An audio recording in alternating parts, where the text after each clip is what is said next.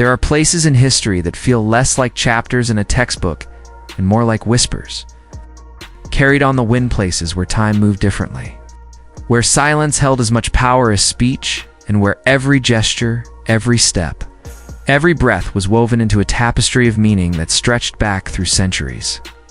Tonight, we're going to one of those places, a kingdom hidden deep in the forests of West Africa, where bronze gleamed in torchlight and the air hummed with secrets older than memory. Welcome. Find your comfortable place. Let the world outside fade for a while.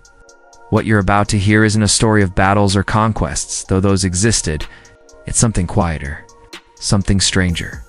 It's the story of the Benin Kingdom's royal palace, a place where ritual transformed the mundane into the sacred, where leopards walked the courtyards as living symbols of power, and where drums spoke a language more ancient than words themselves. Before the colonial maps were drawn, before the modern borders of Nigeria took shape, there existed a kingdom that thrived in the dense rainforests between the Niger River and the Atlantic coast. The Benin Kingdom. Not to be confused with the modern nation of Benin. To the west, this was Edo land, a realm that stretched its influence across trade routes and tributaries. Its capital a marvel that would leave even seasoned European explorers breathless when they finally arrived. Imagine, if you will, standing at the edge of a vast forest as night begins to fall. The canopy above is so thick that even in daylight, the forest floor lives in perpetual twilight. But now, as evening settles, you notice something unusual in the distance, a warm glow.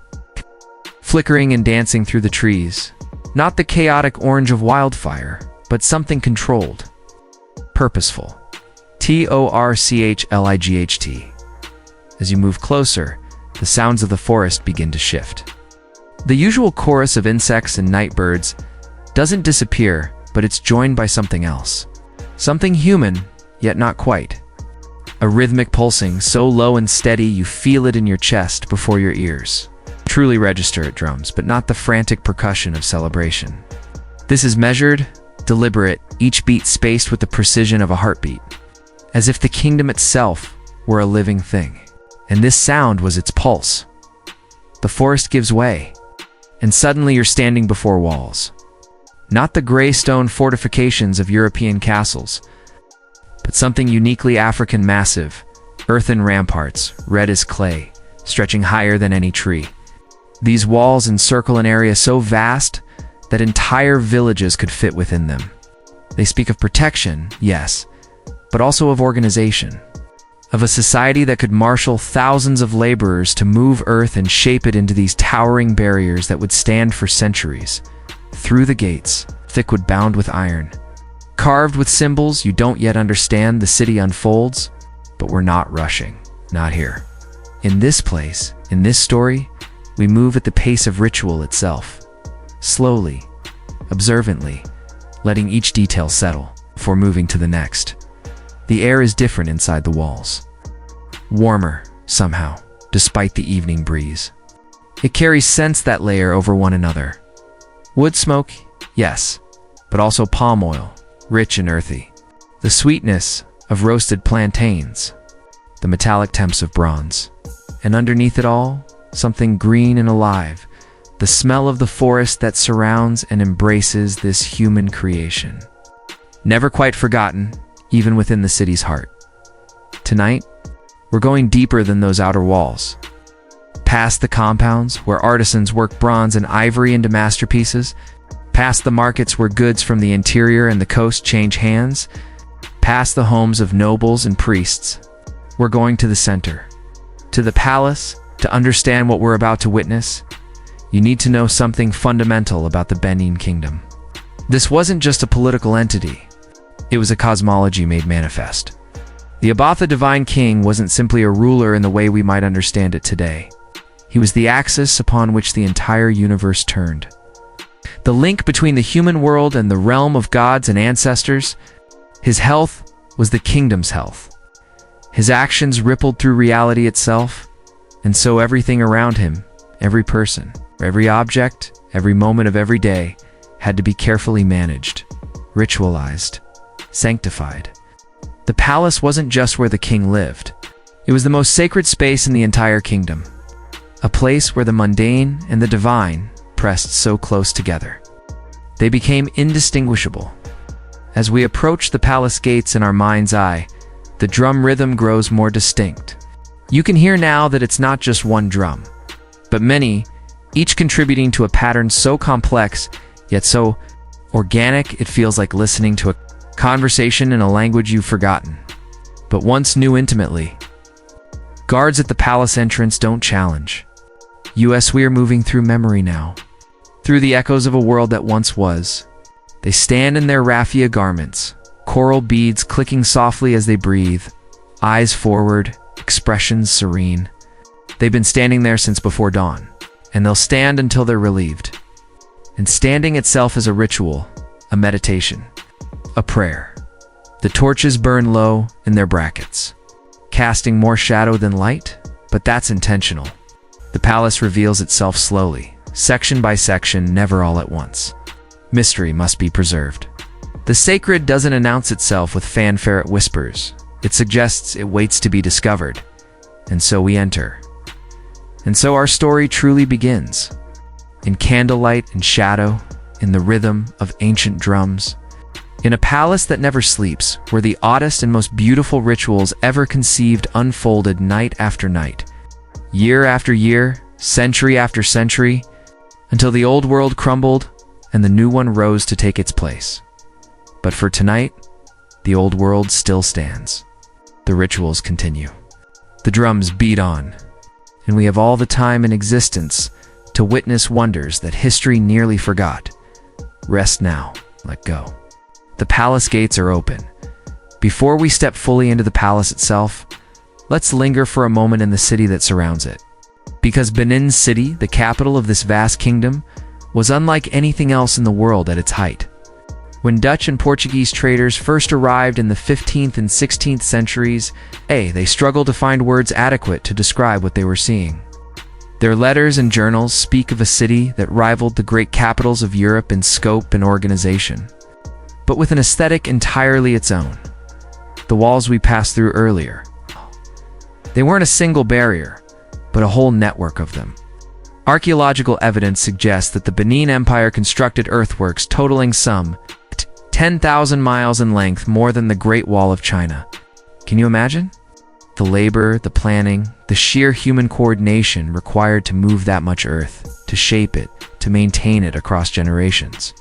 These weren't defensive structures alone. They were declarations.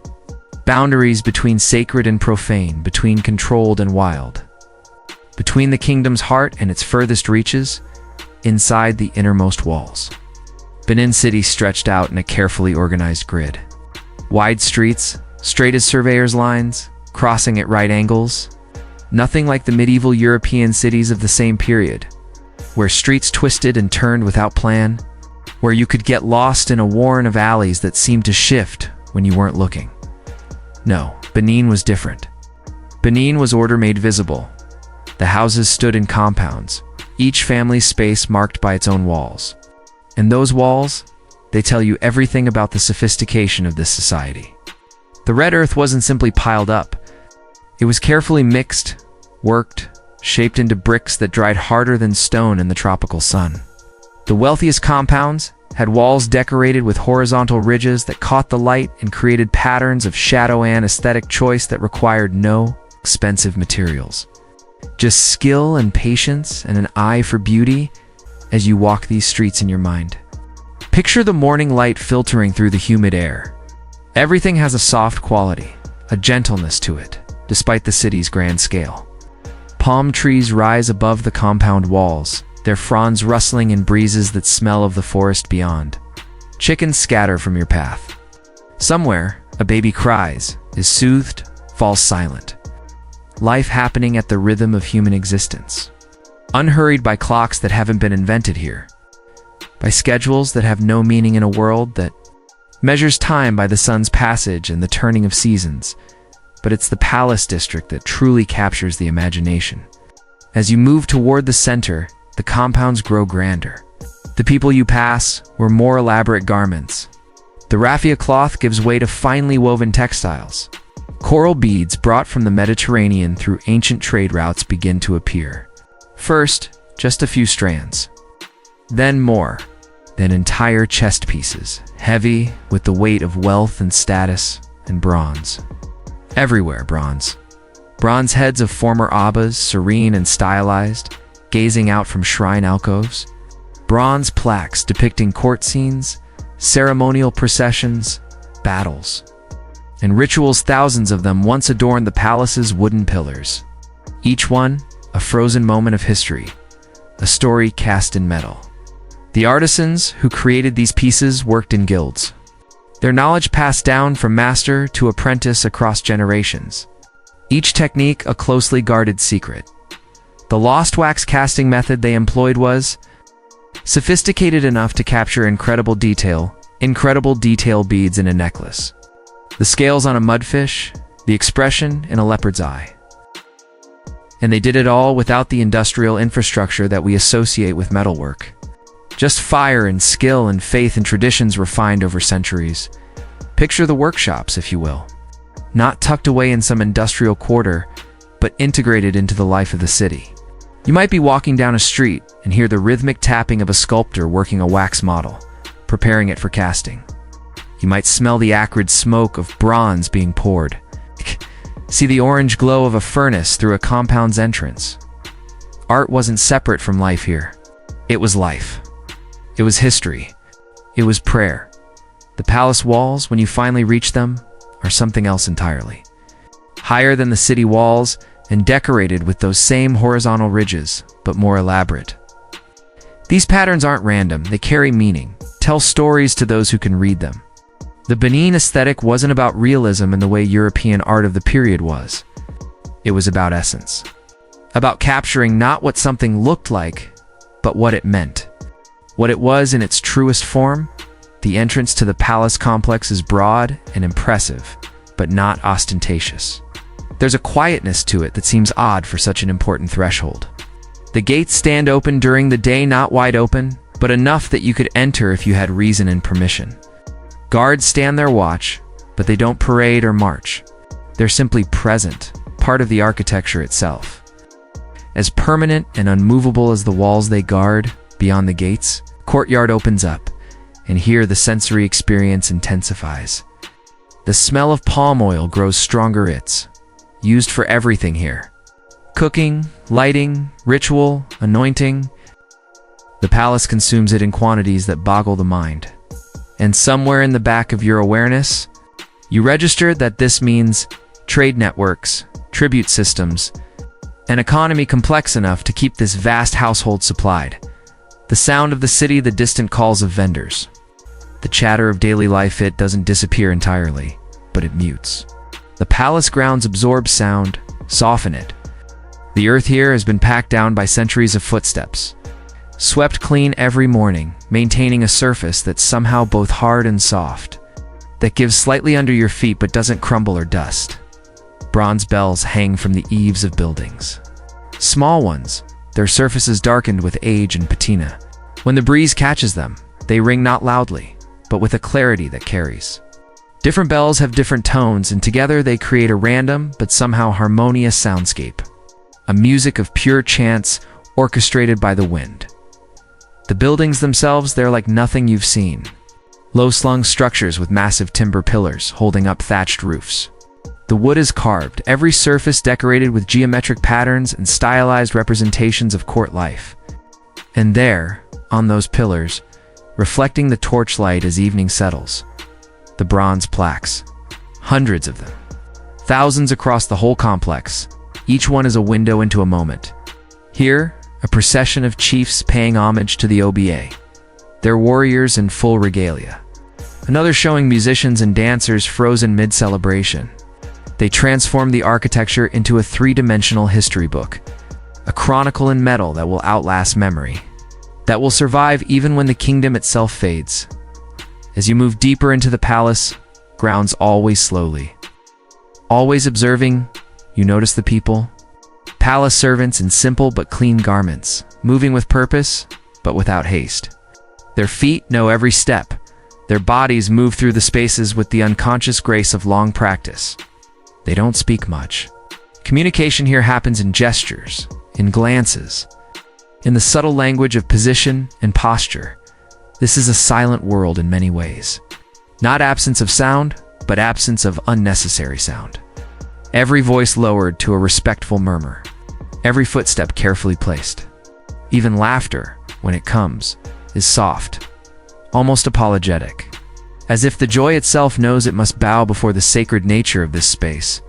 The courtyards connect to more courtyards, each one a room without a ceiling, each one serving a specific function in the vast machinery of royal life. Here, the place where certain categories of chiefs gather to discuss matters of state.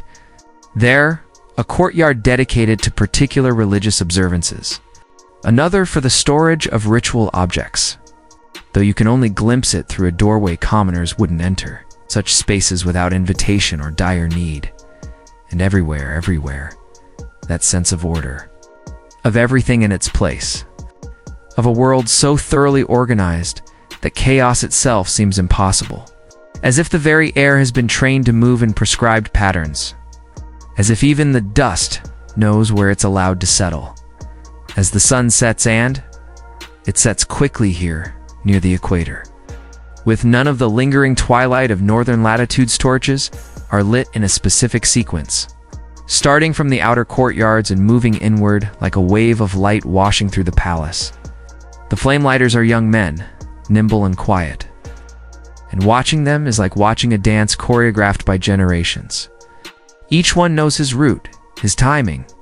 Each torch catches at exactly the moment it should, no sooner, no later. And when the lighting is complete, and the palace glows in the darkness like a jewel in the forest's palm, something shifts. The day's energy drains away, and the palace enters its night mode, slower still. More introspective, more magical. This is when the real rituals begin. This is when the palace that never sleeps truly wakes up. Night in the palace was not a time of rest, but of transformation. As the world outside the walls settled into its evening rhythms, as families gathered around fires and market stalls were packed away and the city's noise faded to a murmur, the palace intensified. It became more itself, more concentrated in its purpose. The complex sprawled across an area that would take you nearly 20 minutes to walk from one end to the other, assuming you walked with purpose, which no one did here. It wasn't a single building, but a city within a city. Hundreds of structures connected by covered walkways, open courtyards, narrow passages that twisted in ways that seemed designed to disorient anyone who didn't know them intimately. Getting lost here would be easy, but no one got lost. Every servant, every official, every member of the royal household knew their geography as completely as they knew their own bodies. These weren't just buildings to them. These were the very bones of the universe, arranged in patterns that mirrored cosmic order. The palace was organized in a hierarchy of access. The outer courtyards we've seen, they were relatively accessible, at least during certain times, to those with legitimate business. But as you moved inward, the restrictions tightened. Certain courtyards, only certain classes of chiefs could enter. Others, only the most senior priests. Still others reserved for the Abba's wives or his children, or his most intimate servants. At the very center, though center is a misleading term in a complex, labyrinthine, lay the Oba's private quarters. Few living souls ever entered those spaces. Those who did spoke of them only in whispers, and then only in the most general terms, because the details of the divine king's most private life were themselves sacred secrets, not to be shared with those who hadn't earned the right to know. But we're not concerned with those deepest mysteries. Not yet. For now, we're exploring the palace's public face, or as public as anything here could be, watching the machinery of ritual governance unfold. Every space in the palace had a purpose. Sometimes several. That courtyard over there, with the particularly tall pillars? During the day, it's where certain judicial matters are heard. Disputes brought before appointed officials who represent the Aba's will. But at night, it transforms. Those same pillars become anchors for a different kind of activity. The quiet. individual prayers of those officials seeking guidance and clarity. Each man standing in his designated spot, speaking words that only the ancestors and gods should hear. The wooden pillars themselves, they're works of art and engineering. Some of them are massive, single pieces of timber from trees that must have been centuries old when they were felled. The act of bringing them here, shaping them, raising them, it would have required dozens of men working in coordinated effort, and it would have been done with ceremony, with sacrifices, with songs that asked the tree's spirit for forgiveness and thanked it for its gift. Every pillar is carved, not with random decoration, but with specific iconography. The mudfish appears again and again, a creature that can survive in both water and land, symbolizing the Abba's power in both the physical and spiritual realms. Leopards, naturally, their spotted bodies stylized into patterns that are more rhythm than representation. Human figures in procession, rendered with that characteristic Benin style where proportions are adjusted to convey importance rather than physical accuracy.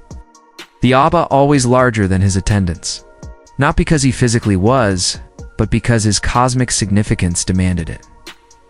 Walking through the palace at night, your footsteps echoing softly despite your attempts at silence, you'd notice the shrines. They're everywhere, integrated into the architecture so seamlessly. You might mistake them for simple alcoves or storage spaces if you didn't look closely, but each one is a gateway. A small bronze head of a former OBA might sit in a carved recess, lit by a perpetual lamp fed with palm oil, the flame never allowed to die. These aren't decorations, they're presences. The ancestors are here, watching, participating in the palace's ongoing life. The servants who maintain these shrines, they're specialists. It's not a role that rotates. Once you're appointed as a keeper of a particular ancestral shrine, that's your life's work. You learn not just the rituals of maintenance, but the history of that specific ancestor, his achievements, his preferences when he was alive, the proper words to address him, the correct offerings to leave at his feet. Some shrines are public, or as public as anything is here. Others are tucked away in corners that only the initiated could find, serving as focal points for practices so old that no one remembers their origin, only that they must continue. That stopping them would tear a hole in the fabric of reality. The palace never sleeps, because the spiritual work it performs never stops. Like a power plant, though no one here would use that metaphor, it's constantly converting belief into reality, ritual into results, human action into divine favor. Stop the rituals, and the kingdom suffers. The crops might fail. The rains might not come. The Oba himself might fall ill, and with him, everything else. And so, at 3 in the morning, when the rest of the world is in its deepest rest, there are still people moving through these corridors. Still lamps burning in shrine rooms. Still low chants echoing off wooden walls. Still offerings being prepared, prayers being whispered, rituals being performed that have been performed every night for longer than anyone can remember. Some of these night workers are preparing for the dawn. Certain rituals must be performed at the exact moment the sun breaks the horizon, and the preparations for those moments are extensive. Sacred objects must be brought from storage and ritually cleansed. Specific herbs must be ground into powder. Water from particular sources must be collected and blessed. The Abba's regalia must be prepared, each piece inspected. Each piece treated according to its own requirements. The coral beads alone, they demand hours of attention. But we'll come to those in detail soon enough. Other servants are simply maintaining the palace's heartbeat. Every few hours, certain lamps must be refilled. Certain floors must be swept, but only in prescribed patterns. The broom moving in directions that honor the space's spiritual orientation. Certain offerings must be replaced on certain altars, the old ones collected and disposed of in ritualized ways, nothing simply thrown away. Because even the remnants of sacred acts retain power and must be handled accordingly. The architecture itself seems designed to encourage this eternal circulation. There are few dead ends, few spaces that exist only for themselves. Every corridor connects to another. Every courtyard opens onto 2 or 3 others. You could walk for hours in a kind of meditation. a loop through sacred geography that returns you to your starting point without retracing your steps. And the acoustics, whether by design or happy accident, they're remarkable. Sound carries in strange ways here. A whispered conversation in one courtyard might be inaudible, 10 feet away but perfectly clear in another courtyard 100 yards distant. The drums we heard earlier, when we first approached the palace, sometimes they seem to be right there. In the next room, so close you could touch them. Other times they fade to the barest hint of rhythm, a memory of sound rather than sound itself. This creates an atmosphere that's almost dreamlike. You're never quite sure what's happening where. The palace is too large, too complex to comprehend all at once. You only know your small part of it, your assigned spaces, your prescribed paths. The totality is reserved for the Oba alone. Li, in his divine omniscience, can hold the entire palace in his mind, can understand how all its parts connect, how all its rituals interweave into the grand tapestry of cosmic maintenance. As you stand in one of these courtyards in the deep night, feeling the humid air press against your skin, listening to the layered sounds, drums, bells, whispered prayers, the rustle of palm fronds in a breeze you can hear but barely feel, you might begin to understand something fundamental about this place. It's not a building. It's a ritual given form. Every stone, every timber, every bronze plaque is a word and a prayer that never ends. The palace itself is the ritual, and everyone in IT, from the OBA down to the youngest servant, is a participant in a ceremony that began centuries before they were born and will continue centuries after they're gone. The palace that never sleeps isn't sleepless because of work that needs doing. It's sleepless because sleep would be a kind of death, a break in the sacred cycle, and breaks aren't permitted. The rhythm must continue. The heartbeat must go on. The ritual must be maintained, night after night after night, in candlelight and shadow, in silence and song, forever. Or at least, for as long as the kingdom stands. Now we come to the heart of everything. The OBA himself, the divine king, the leopard of the house, the pillar upon which the entire universe rests. To understand the rituals of the Benin Palace, you must first understand this. The Aba was not a man who became king. He was a being of transcendent power who temporarily inhabited human form. When a Noba died and his heir went through the coronation, ceremonies, rituals so complex and sacred that their full details were known only to the highest priests and chiefs, that heir ceased to be the person he had been. He became Oba, and Oba was a force, a presence, a divine avatar as much as or more than a human individual. This belief had profound practical implications. If the OBA was divine, then every aspect of his existence became sacred. His words weren't merely commands, they were cosmic pronouncements, restructuring reality through their utterance.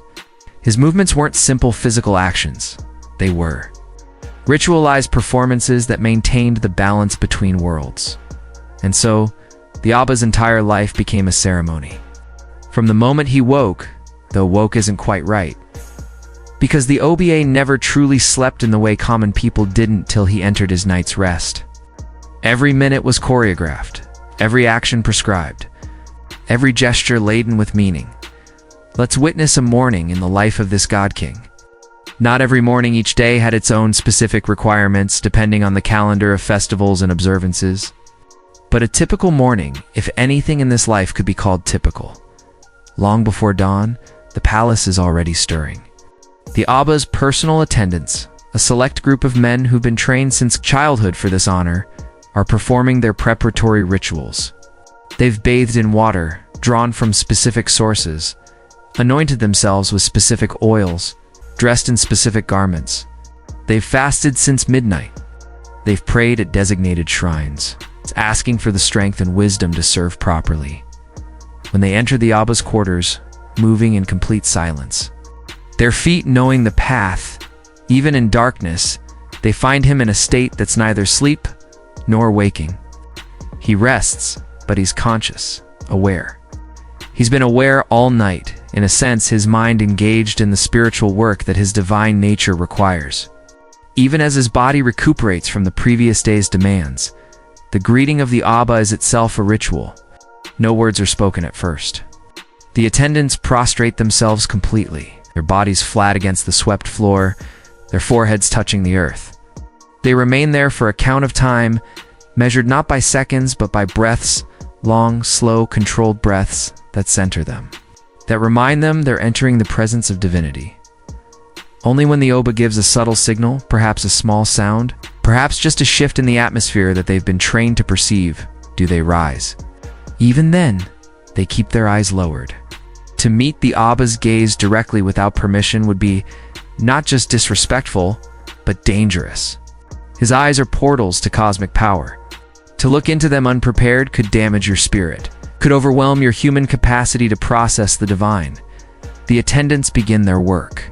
They bring water, not ordinary water, but water that's been blessed by priests, collected from sacred sources, sometimes rainwater that never touched the ground. This water will cleanse the Obe not of physical dirt but of the spiritual accumulation of the night. The dreams and visions and otherworldly encounters that his divine nature attracts while common people merely sleep. The washing is done in silence. Each attendant knowing his role perfectly, one holds the basin. Another pours the water in a steady stream that catches the lamplight and sparkles like liquid gold.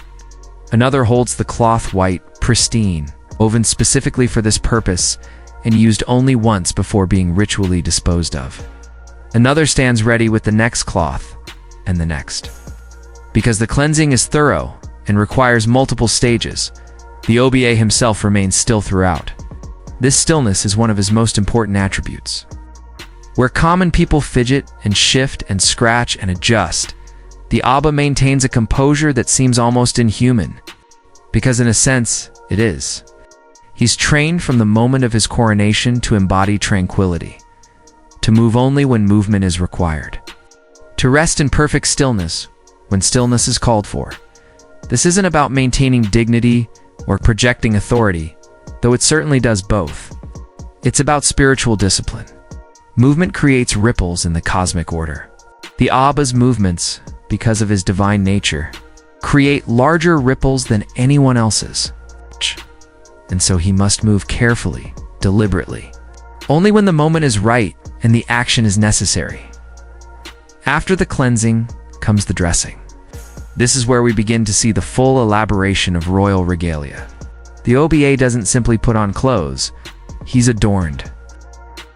He's wrapped and layered and hung with symbols of his office, each piece meaningful, each piece applied according to strict protocol.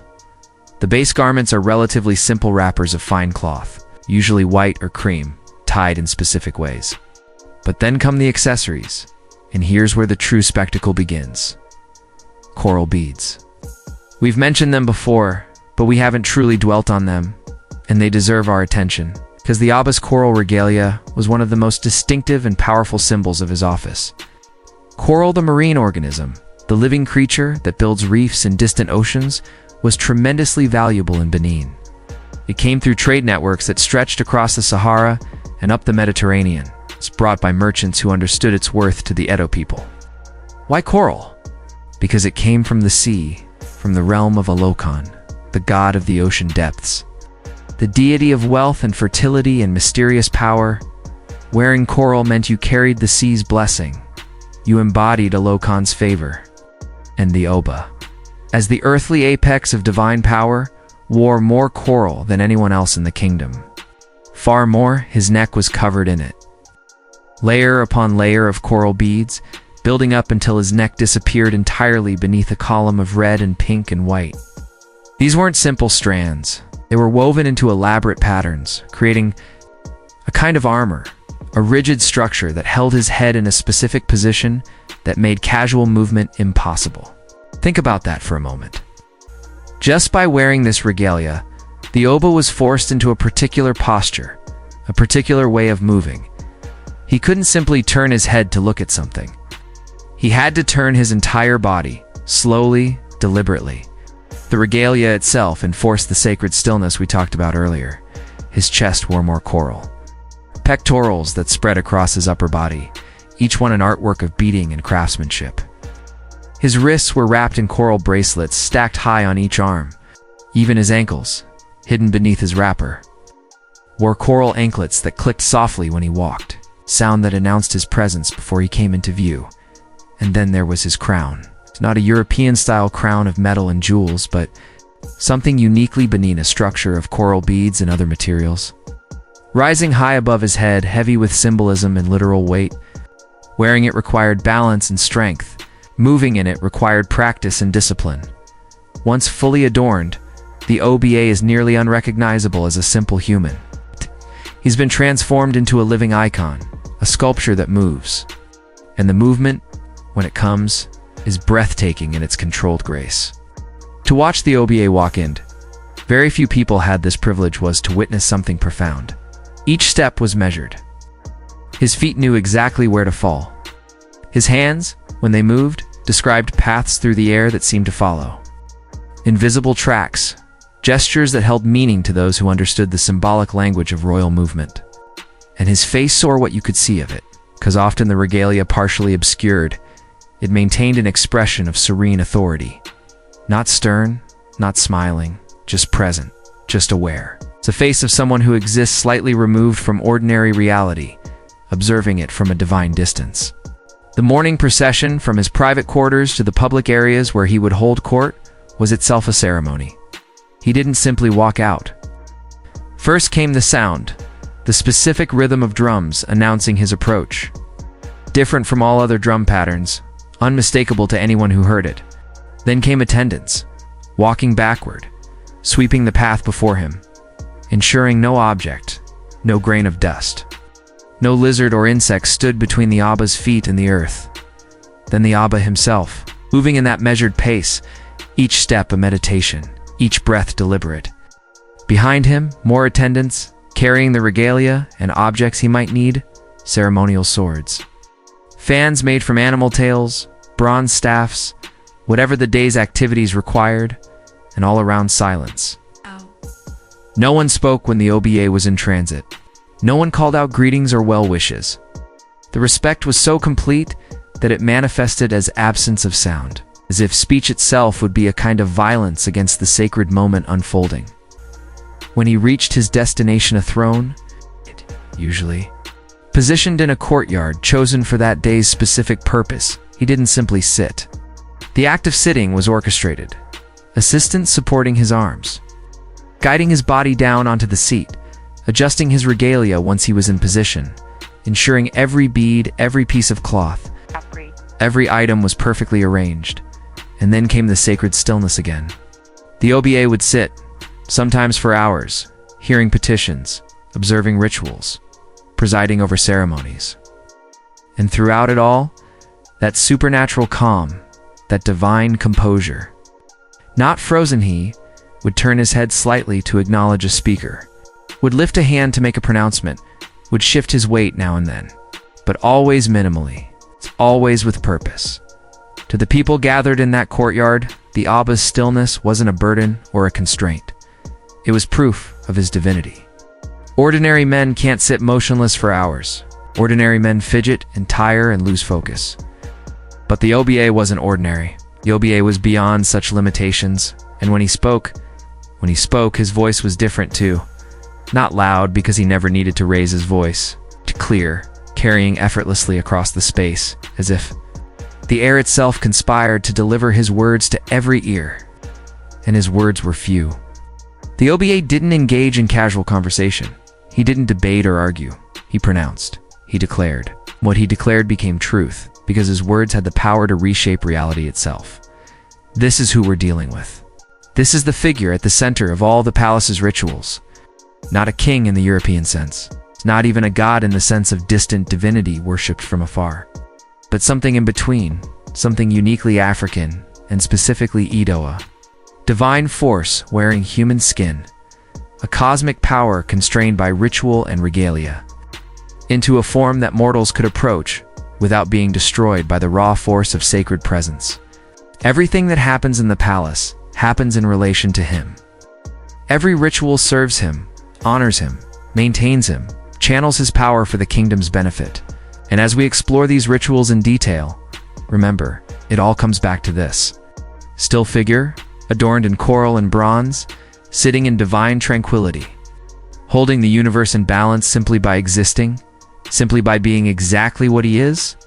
The sacred Oba, the eternal Oba, the Oba who is both person and principle, both human and cosmic force, both present in this moment and stretching back through centuries of predecessors. A dade, all of them alive in him, all of them speaking through his voice, all of them present in his sacred, powerful stillness. Of all the strange and beautiful ceremonies that unfolded within the palace walls, few were more hypnotic in their detail than the daily ritual of the coral beads. This wasn't simply maintenance or cleaning in any ordinary sense. It was communion. It was renewal. It was a conversation between the living and the dead, mediated through objects that were simultaneously precious trade goods and sacred relics. We've already discussed how much coral the Oba wore. Now let's talk about where that coral was when he wasn't wearing it, and what happened to it in those in-between times. There was a room. Of course, there was a room for everything important in this palace. There was a designated space, architecturally defined, spiritually consecrated. This particular chamber was off one of the inner courtyards, accessible only to a select category of palace officials known as the Iwebo. These men were the Aba's personal attendants, the ones who managed the most intimate aspects of his daily life and regalia. The room itself wasn't large, perhaps 15 feet square with high ceilings that drew the heat upward, keeping the space bearable even in the tropical afternoon. The walls were bare earthen plaster, smooth and cool to the touch. The floor was swept so frequently and so thoroughly that it had taken on a polished quality. It's almost like stone. But what drew the eye, what dominated the space completely, were the shelves. They lined 3 of the 4 walls, wooden shelves that had been carved from single pieces of timber, treated with oils to protect them from insects and decay. And on these shelves, arranged with geometric precision, rested the Aba's coral regalia. Each piece had its place. The neck pieces on the upper shelves, arranged by height and weight. The pectorals on the middle shelves, each one resting on a support that maintained its shape when it wasn't being worn. The bracelets and anklets on lower shelves, stored in specific positions that prevented tangling. In the early morning, before the Oba was even dressed, certain Iwebo attendants would enter this room. They came with purpose, but also with reverence. Because these weren't just beautiful objects, weren't just symbols of wealth and power. They were, in the Edo cosmology, living things. Or if not living exactly, then animated by spiritual force, inhabited by the essence of ancestors who had once worn them, charged with the accumulated energy of decades or centuries of ritual use. Treating them carelessly wasn't just a practical mistake, it was a spiritual crime. The ritual began with prayer. The attendants would stand before the shelves, hands held in specific gestures, and recite invocations. The words varied depending on which pieces they were about to handle, because different items had different spiritual associations. A neck piece that had belonged to a particularly powerful Oba 3 generations back would be addressed differently than bracelets commissioned just a few years ago. The prayers acknowledged the presence within the objects. They asked permission to handle them. They promised careful treatment and respectful handling. This wasn't metaphor. The attendants believed, no, from a perspective of absolute certainty that these objects could perceive, could judge, could respond to proper or improper treatment. Once the prayers were complete, the attendants would select the day's pieces. This selection wasn't arbitrary. There was a calendar, complex and layered, that determined which regalia was appropriate for which occasions. Some pieces were for public ceremonies, others for private rituals, some for specific days of the week or month, some for particular seasons or festivals. Getting this wrong wasn't an option. The entire kingdom's spiritual balance depended on the Oba wearing the correct regalia at the correct time. And so these attendants carried enormous responsibility, maintaining not just physical objects, the cosmic order itself. The selected pieces were brought to a central table in the Rumalo wooden table. carved from Iroko wood, considered especially sacred. And here's where the true ritual began, the cleansing. The coral beads, you see, weren't just decorative. They were porous. They absorbed things, oils from skin, dust from the air, spiritual residue from the rituals in which they participated. All of this needed to be gently removed. The beads returned to a state of purity before they could be worn again. The cleaning solution was prepared with care. Water from specific sources, never from just any well or stream. Certain leaves were crushed and added, plants that had cleansing properties in Edo spiritual medicine. The mixture was blessed by priests in a separate ceremony held the night before, so that it would be ready when needed. The attendant performing the cleansing, and there was usually one primary cleaner, assisted by others, would work with a softness that seemed almost impossible, given that he was a grown man with calloused hands. He would take a piece of regalia, hold it as gently as if it were a living bird, and begin to work the solution through the beads. This was done bead by bead, not quickly, not efficiently in any modern sense, but thoroughly, completely, each bead receiving individual attention. The attendant's fingers moving across its surface, feeling for any roughness that might indicate damage, checking the string or wire that held it in place, ensuring everything was as it should be. And as he worked, he would sometimes sing, not loudly. Everything in the palace happened at a moderate volume unless the ritual specifically called for noise. But soft songs, melodic chants that had been passed down through generations of Iwebo attendants. The songs told stories, often accounts of great abbas from the past, descriptions of important ceremonies, teachings about the proper way to serve divine kingship. The singing wasn't entertainment. It was part of the ritual itself. Sound has power in Edo cosmology. The right words, sung in the right way, could strengthen spiritual forces, could reinforce the integrity of sacred objects, could call on ancestors to lend their support to the work being done. Watching this, if you could somehow be invisible in that room, observing without interfering, you'd be struck by the patience. In our modern world, where time is money and efficiency is paramount, where we're constantly looking for ways to do things faster, this kind of painstaking care seems almost alien, but that's exactly the point. This wasn't about getting a job done. This was about maintaining a relationship. The attendant wasn't cleaning objects, he was caring for powerful entities, showing them respect, demonstrating through his meticulous attention that he understood their importance, would never take them for granted. After the cleaning came the drying. The beads couldn't simply be left to air dry that would allow dust to settle on them while they were still damp, undoing all the work that had just been done. Instead, they were patted dry with cloths that had been specially prepared. These cloths were cotton, but not any cotton. It was cotton that had been grown in specific areas, woven by specific guilds, blessed in specific ceremonies. Even the cloth was sacred. Once dry, the regalia was inspected again, this time looking not just for physical damage, but for spiritual integrity. The attendants had been trained to perceive subtle signs, a slight discoloration that might indicate spiritual weakness, a heaviness in how a piece hung that suggested it was carrying too much accumulated energy, a lightness that might mean it needed to be re-sanctified through additional rituals. If everything was satisfactory, the pieces were then anointed. A light oil, scented with herbs, applied sparingly to make the coral gleam. This oil too had been prepared with ceremony, blessed by priests who specialized in such things, and then finally, the regalia was ready. It would be carried from the storage room to the Abba's dressing chamber, walking a specific route through the palace, the attendants maintaining that reverent silence, moving in step with one another like a single organism with many limbs. The entire process, from the first prayer to the delivery of the cleaned and prepared regalia, could take several hours. Every morning, without fail, for every piece of coral regalia that would be worn that day, think about the dedication required. Think about the focus and concentration needed to maintain this level of care, day after day, year after year. These men weren't serving time in a job they disliked, watching the clock, waiting for retirement. They were engaged in sacred work, work that gave their lives meaning, work that connected them directly to the divine power that held the kingdom together.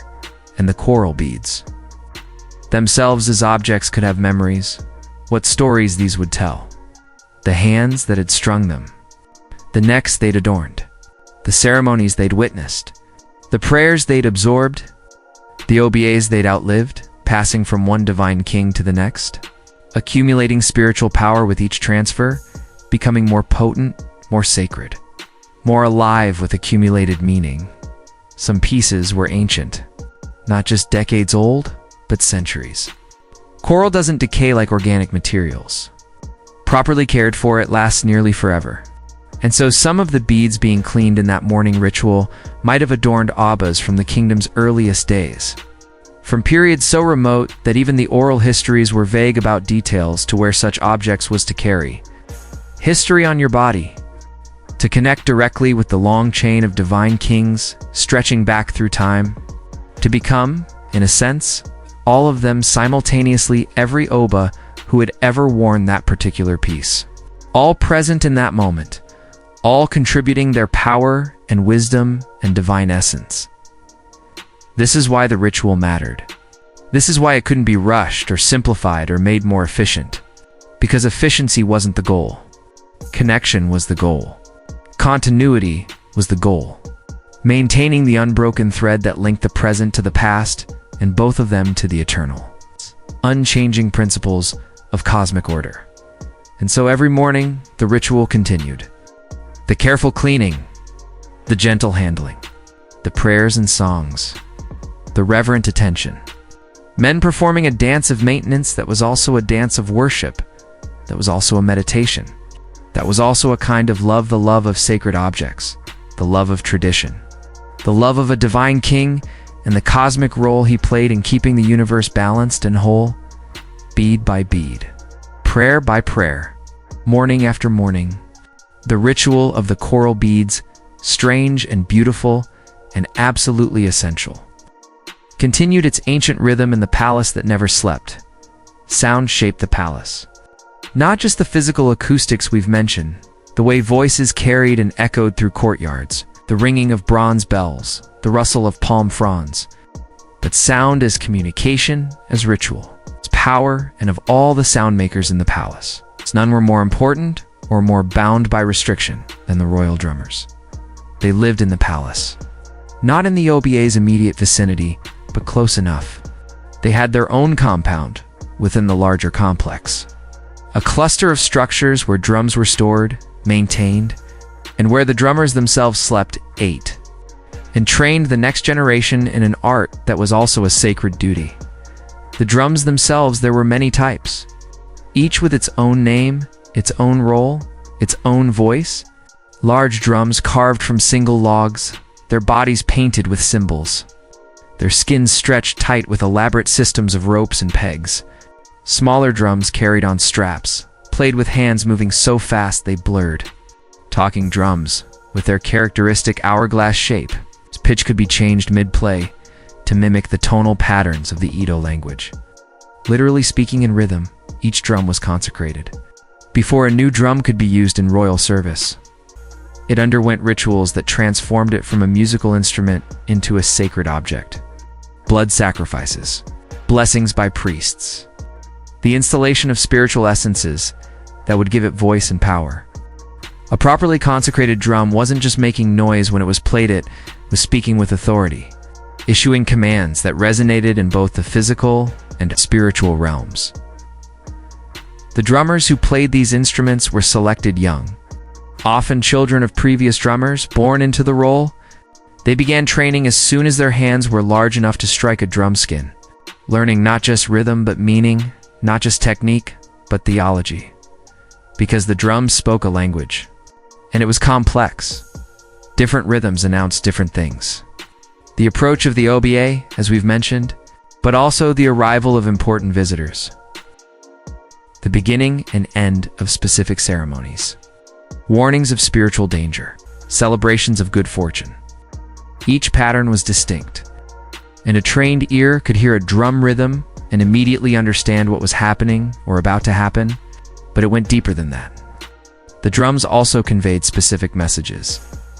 Using the talking drums especially, a skilled player could reproduce Ito's speech patterns with remarkable precision. Announcements that would take too long to spread by human. Messengers could be drummed out and understood instantly by anyone in earshot who knew the code. And in a palace that valued silence, where voices were kept low and speech was often forbidden, the drums became the primary form of mass communication. They spoke when humans could not. The training of a drummer took years. More than just learning. The rhythms, though, that alone was a significant challenge. They had to learn the meanings, the contexts, the appropriate occasions for each pattern. They had to develop the physical stamina to play for hours without. Stopping some ceremonies required continuous drumming from dawn to dusk. They had to cultivate the spiritual discipline to enter the state of mind where they became conduits for the drum's voice, rather than individuals showing off skill. And they had to learn the primary rule, the restriction that defined their role more than anything else.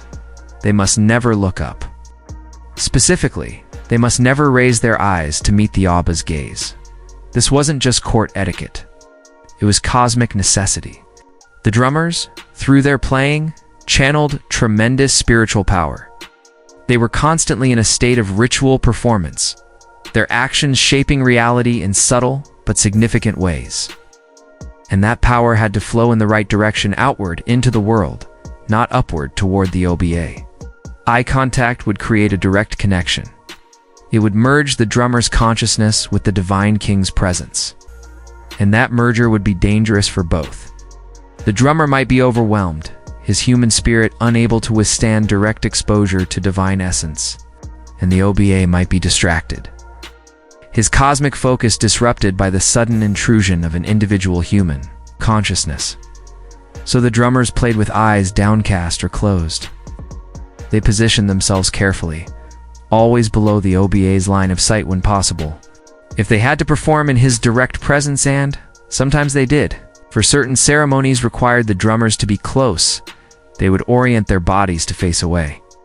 Or they would keep their heads bowed so severely that their chins nearly touched their chests. This created a strange visual dynamic. During major ceremonies, you might see a dozen or more drummers all arrayed in a semicircle, all playing with incredible energy and precision, their hands flying across drum skins, their bodies swaying with the rhythm, but all of them looking down, their faces pointed at the ground, as if they were addressing the earth itself rather than the assembled crowd. And in a way, they were. Because the drum's primary audience wasn't human. Yes, people heard them and responded to them.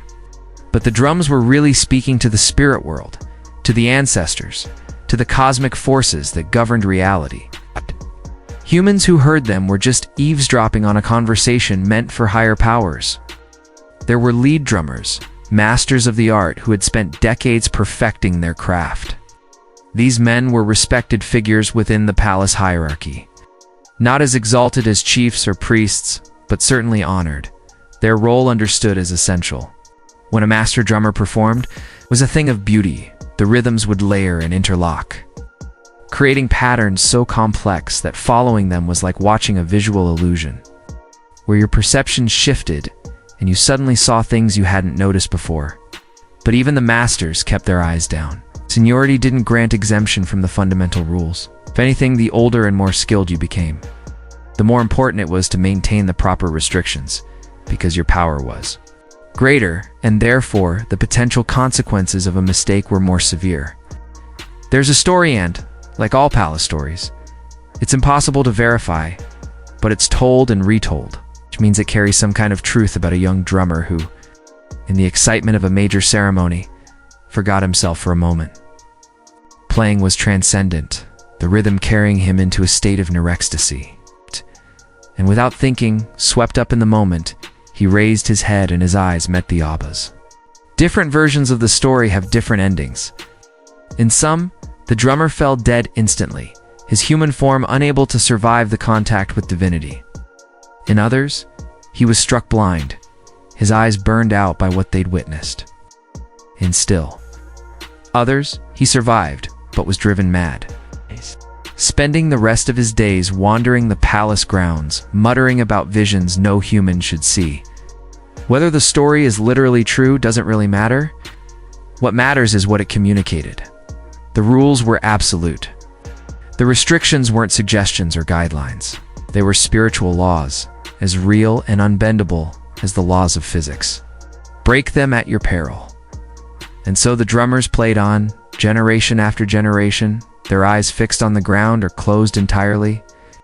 Their consciousness sunk deep into the rhythm, becoming the rhythm, losing their individual identities in the collective voice of the drums. During quiet periods, and there were some, even in the palace that never slept, you could sometimes hear a single drummer practicing. Not the full ceremonial patterns, but fragments, variations, the musical equivalent of a painter sketching. These practice sessions were meditative. Drummer wasn't performing for anyone, not even for the spirits. He was conversing with his instrument, deepening his relationship with it, learning its moods and responses, because each drum had a personality. The old ones especially, they'd been played for so long, had participated in so many rituals, had absorbed so much spiritual energy that they'd developed something like consciousness. They had preferences. Some drums responded best to aggressive, forceful playing. Others preferred a lighter touch. Some had sweet voices that sang clearly across long distances. Others had deeper, more ominous tones that made you feel the sound in your bones rather than hearing it with your ears. Learning a drum's personality, becoming attuned to it, that was part of the drummer's spiritual development. The goal wasn't to dominate the instrument, to force it to produce the sounds you wanted. The goal was partnership, cooperation, kind of dialogue where both drum and drummer contributed to the final voice that emerged. And when that partnership was working, when drummer and drum were fully synchronized, when the spiritual preparation had been done correctly and the ritual context was right, the sound that emerged was otherworldly. It bypassed your ears somehow and spoke directly to something deeper. It made your heartbeat adjust to its rhythm. It made thoughts quiet and senses sharpen. It opened a space in your consciousness where the ordinary rules didn't apply, and anything seemed possible. That was the power the drummers channeled. That was why they could never look up, never break the careful discipline that kept that power flowing in safe directions. They were handling forces that could reshape reality, and they did it with their eyes closed or fixed on the ground, trusting in training and tradition and the accumulated wisdom of all the drummers who had come before them. In the deep night, when most of the palace had settled into its slow nocturnal rhythm, you could still hear drums. Not the loud ceremonial patterns, but something quieter, individual drummers on watch, maintaining a baseline rhythm that never stopped. This continuous beat was another thread in the tapestry of ritual that kept the kingdom intact. As long as the drums played, even softly, the connection between realms remained open. The ancestors could hear and respond. The Abba's divine power could flow freely through the palace and out into the kingdom beyond. Silence was powerful, yes, we've talked about that. But sound was powerful too, and the drummers, with their downcast eyes and their skilled hands and their deep spiritual discipline, wielded that power every day, every night, every moment. Speaking in rhythms older than memory, in patterns that carried meaning no written language could capture. In a voice that was human and superhuman simultaneously, the drums spoke, the palace listened, the cosmos responded. And the drummers' eyes, forever fixed on the earth, continued their sacred work, generation after generation. Thread after thread in the great pattern that held everything together, beat by patient, powerful beat. Now we come to one of the strangest intersections of symbol and reality in the entire palace complex. The leopard Ekpun, the royal cat, the spotted death, the living embodiment of the Obia's power, prowling the courtyards in flesh and blood, in terrible beauty. The Oba was called many things. Each title carried layers of meaning, echoes of history and mythology. But perhaps the most evocative was Ekpun, the leopard. This wasn't mere metaphor, not just a flattering comparison to a powerful predator. In Edo cosmology, there was a deep spiritual connection between the divine king and this particular animal. A relationship that went beyond symbol into something more mysterious and primal. Leopards in the wild are solitary, powerful, and unpredictable. They move through the forest like shadows with teeth, visible when they choose to be, vanishing when they don't. They're patient hunters, capable of waiting motionless for hours before striking with explosive speed. They're adaptable, surviving in territories other big cats cannot. And they're beautiful, that spotted coat, those intense eyes, the perfect economy of their movements. All of these qualities mapped onto is the ideal OBA. He too was solitary in his divine elevation, powerful beyond measure, unknowable in his thoughts and motivations. He too could wait in perfect stillness and then act with decisive force when necessary. He too adapted to challenges while maintaining his essential nature. And he too embodied a kind of beauty, not physical attractiveness necessarily, but the aesthetic perfection of something exactly fulfilling its cosmic function. But the palace didn't just use the leopard as a metaphorical reference. The palace kept leopards, real ones, living, breathing, hunting animals, maintained within the complex and specially designed enclosures. Let's be clear about what this meant practically. Leopards are not domestic animals. They're apex predators, dangerous even to experienced handlers. Keeping them in captivity requires specific knowledge what to feed them, how to house them, how to care for their health, how to handle them without being killed. And this was centuries before modern zoology, before veterinary science as we know it, before any of the safety protocols that contemporary facilities use. Yet the palace managed it, and had managed it for generations. The leopard keepers were a hereditary guild. Knowledge passed from father to son, the secrets of their trade guarded jealously. They understood leopard behavior with a depth that came from countless hours of observation and intimate contact. They could read the cat's moods in the positioning of their ears, the set of their shoulders, the particular quality of the rumbling sound that wasn't quite a growl and wasn't quite a purr. The enclosures were located in a specific courtyard, not at the palace's center, but not at its periphery either. A carefully chosen position that balanced the spiritual requirements the leopards needed to be close to the Abba's presence with practical safety concerns. The enclosures themselves were sturdy, built to contain animals that could leap 3 times their body length and had the strength to bring down prey much larger than themselves. But the cats weren't kept caged all the time. This is the part that seems almost impossible. But the historical accounts and oral traditions are consistent. The leopards were sometimes allowed to roam the courtyards, at least the ones who'd been raised from cubs within the palace, who'd been socialized to human presence, who'd come to accept the palace as their territory. Imagine being a visitor to the palace, a chief from a tributary state, perhaps brought to pay respects to the OBA. You're already overwhelmed by the grandeur of the place. The bronze plaques, the elaborate architecture, the complex ceremonies.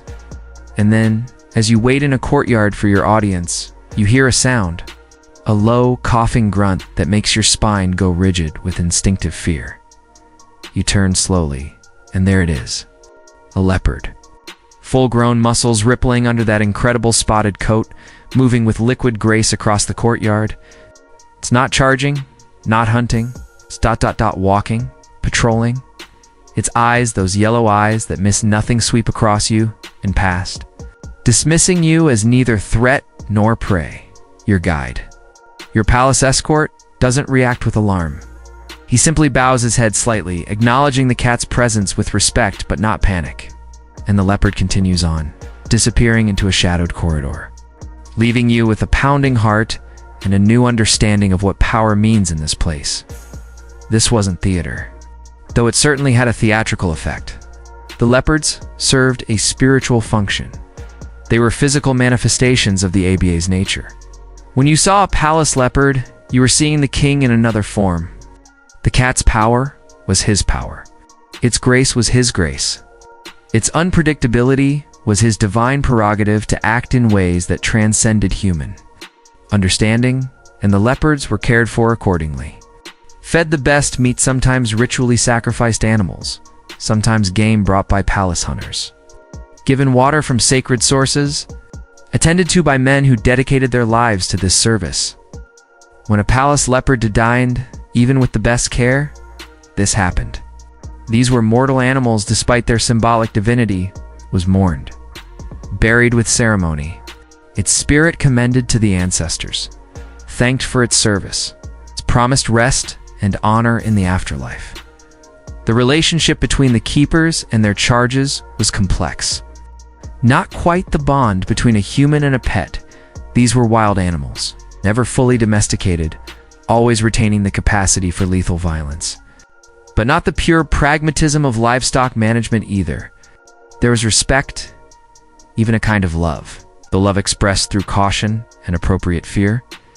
A keeper might spend hours simply sitting near an enclosure, not interacting with the cat inside, just being present, allowing the animal to become accustomed to his scent and sound. This patient habituation was the foundation of whatever trust existed between human and leopard. Rush it, try to force connection, and you'd pay with blood, or worse. Some leopards were more tractable than others. The ones born in the palace, who'd never known wild freedom, who'd been hand-fed as cubs, these could be worked with more closely, but even they were not pets. Even they had moments when instinct overrode conditioning. When the hunting behavior buried in their brains would surface, and the keeper had to be alert, had to remember that he was dealing with a predator capable of killing him in seconds if it chose.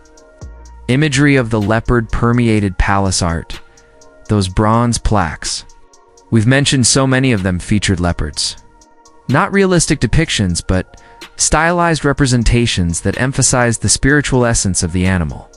The spots rendered as patterns of circles. The body elongated to suggest flowing power. The face frontal and intense.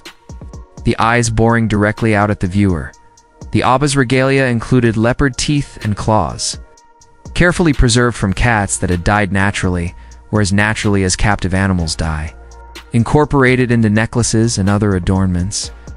Wearing these physical pieces of the leopard reinforced the spiritual connection, made it tangible, anchored the metaphorical relationship in material reality. And there were stories, of course.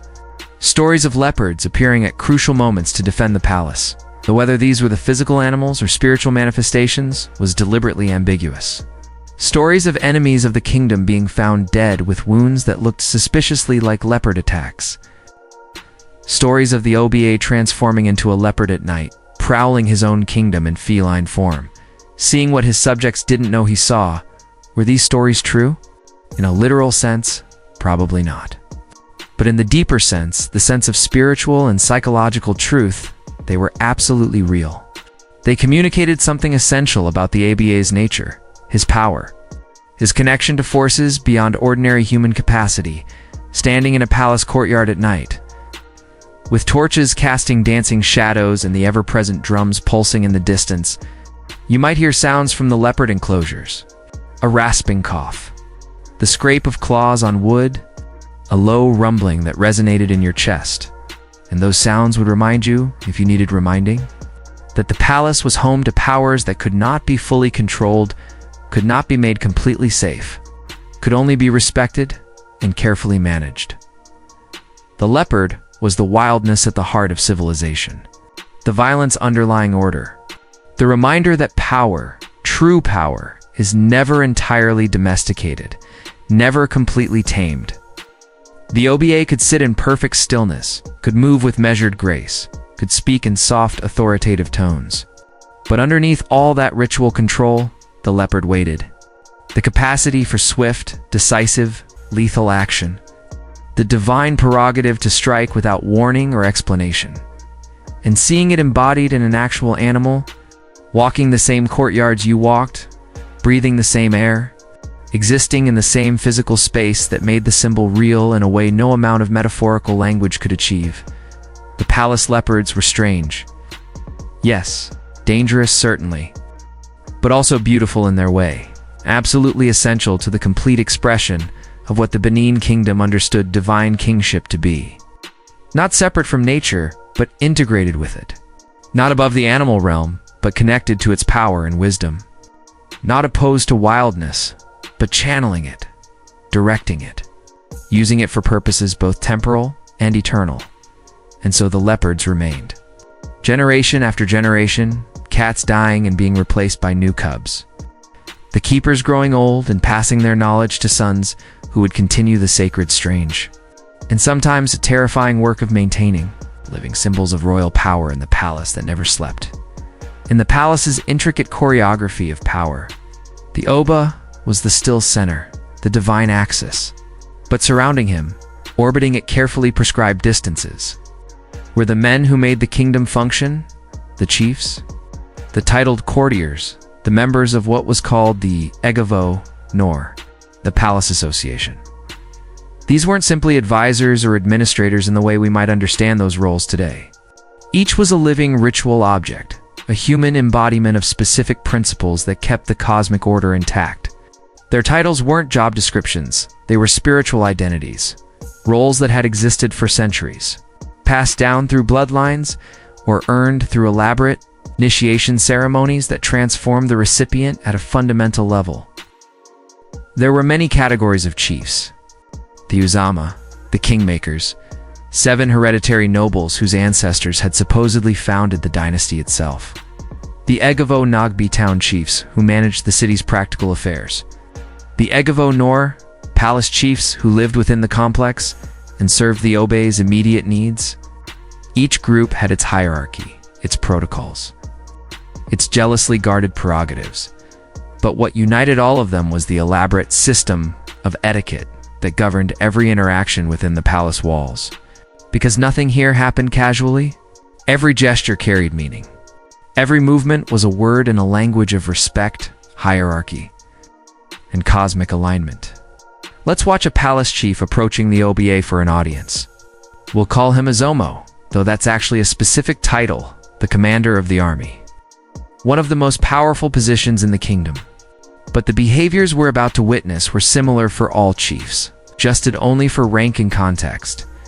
The Azomo begins his approach from the courtyard's edge. He's already dressed in his full regalium, multiple coral bead strands around his neck, though far fewer than the OBA wears. Fine cloth wrappers. A ceremonial sword at his side sheathed, its handle worn smooth by generations of hands. His own retainers wait at the courtyard's entrance, because beyond a certain point, no one accompanies a chief into the Aba's presence. He moves slowly. Not from age or infirmity, he might be in the prime of life, but because slowness itself is respectful. Haste suggests agitation, urgency, a lack of proper composure. And composure is everything here. Control of the body demonstrates control of the spirit. And only those with spiritual control are worthy of approaching divinity. Every few steps, he pauses. These pauses aren't random. They occur at specific points in the courtyard's geography, spots that have been marked, perhaps by subtle variations in the paving, perhaps just held in collective memory. At each pause, the Azomo performs a small bow, a tilt of the head that acknowledges the sacred space, entering more deeply with each forward movement. As he nears the Aba's position, the divine king is seated on his throne, surrounded by attendants, absolutely still in that way. We've discussed the Azomo's movements change. He shifts from walking upright to a kind of crouch, lowering his center of gravity, making himself physically smaller. This isn't groveling exactly. It's geometrical theology. Height implies status, and no status can approach the Abas. Therefore, one must compress oneself, must occupy less vertical space, must acknowledge through body position what words could never adequately express. At a distance of perhaps 15 feet, the Azomo stops entirely. He sinks lower until he's kneeling. Then lower still, his hands going to the ground. And then he performs what might be the most distinctive gesture in all of Edo court etiquette. He touches his forehead. Act to the earth. Not quickly. Not once. 3 times in slow measured rhythm. Each touch holds for a count 1, 2, 3 breaths before he raises his head slightly and descends again. The gesture's name is kowtow, though that's the Chinese term that entered English. In Edo, it had its own name, its own history stretching back through the centuries. And while he performs this prostration, the Azomo speaks. But not in a normal voice. His words emerge in a particular cadence, a sing-song quality that's part chant, part speech. The phrases are formulaic, passed down unchanged. Praises of the Abba, acknowledgments of his divine nature, assertions of the speaker's own unworthiness and loyalty. These aren't empty phrases. Or rather, they're not perceived as empty by those speaking them. The Izomo believes what he's saying. More than believes, he knows it, with the certainty that comes from a worldview where the Abba's divinity is as real as the ground. Beneath his face, only after this lengthy greeting, only after the prostrations are complete and the verbal formulas have been delivered, does the Izomo raise himself back to kneeling position. And even now, even after all this ritual acknowledgement, he doesn't look directly at the OBA. His eyes remain lowered, fixed on some point in the middle distance, seeing without looking, aware without presuming. When he speaks now, presenting whatever matter brought him to this audience, his voice remains soft, his words carefully chosen. There's no casual conversation, no banter or jokes, no matter how close he might be to the Oba personally. Here, in this sacred context, personal relationships don't exist. There's only the relationship between divine king and devoted servant, and that relationship expresses itself through rigid formality that leaves no room for individual personality. The Abba responds when he chooses to, sometimes immediately, sometimes after a long silence during which the Izomo must remain kneeling, waiting, maintaining perfect composure despite the physical discomfort. And when the divine voice finally comes soft, clear, carrying effortlessly across the space, the Izomo receives it with visible gratitude, his head bowing lower at the honor of being addressed. The words might be few. The Oba doesn't explain or justify his decisions. He declares them.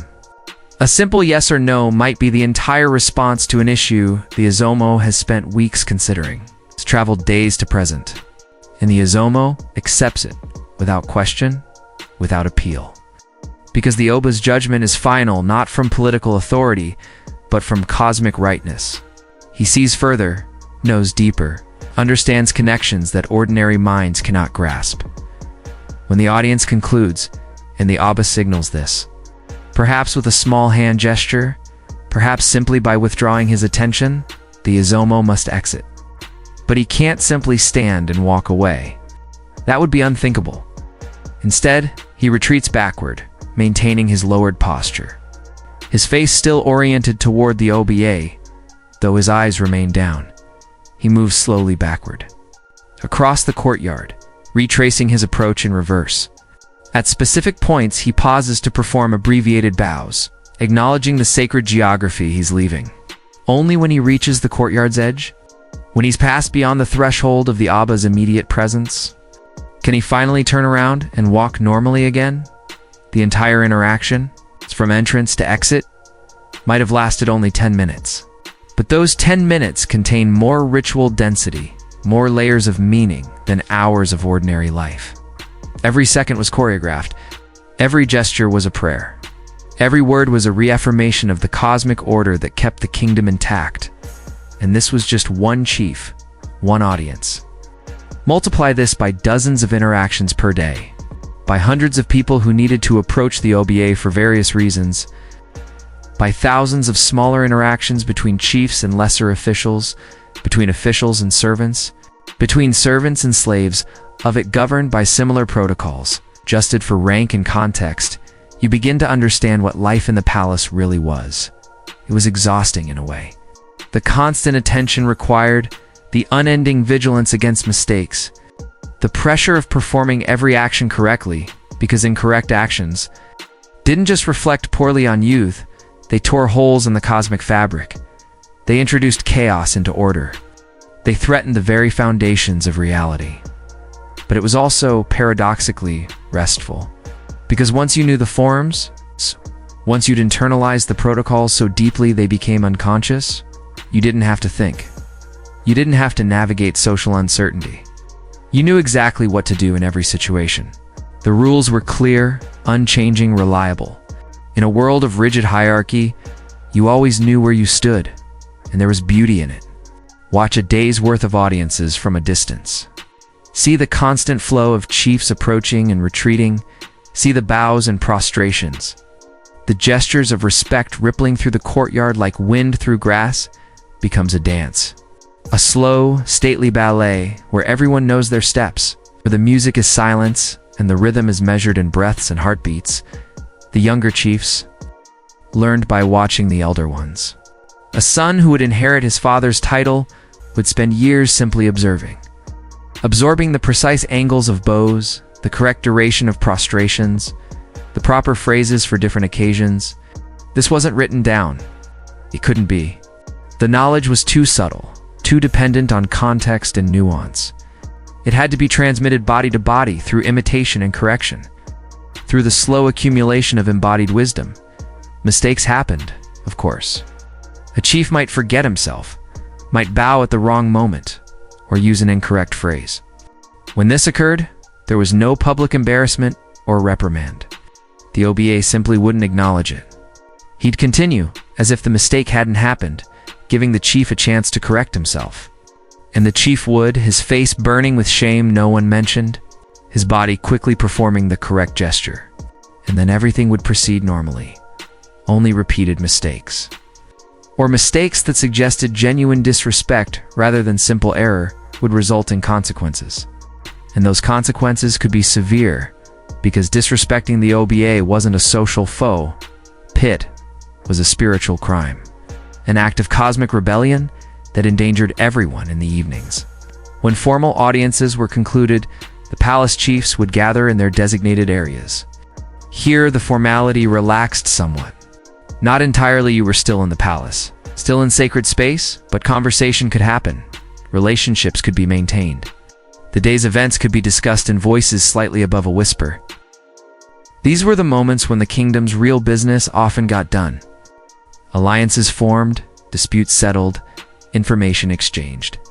The Oba's formal audiences provided his official judgments, but the chief's informal gatherings created the context within which those judgments would be implemented. Interpreted, enforced, yet even here, even in these relatively relaxed moments, the etiquette never fully disappeared. How you sat, where you sat, who you addressed, and in what order, all of it still governed by rank and protocol. A junior chief wouldn't presume to speak before senior chiefs had finished their thoughts. You wouldn't sit at the same level as someone whose rank exceeded yours. You wouldn't serve yourself food or drink before those above you had been served. The system sounds oppressive to modern ears, and in some ways it was. Individual expression was suppressed. Innovation was suspect. The weight of tradition pressed down on every moment, leaving little room for spontaneity or personal preference. But it also created something.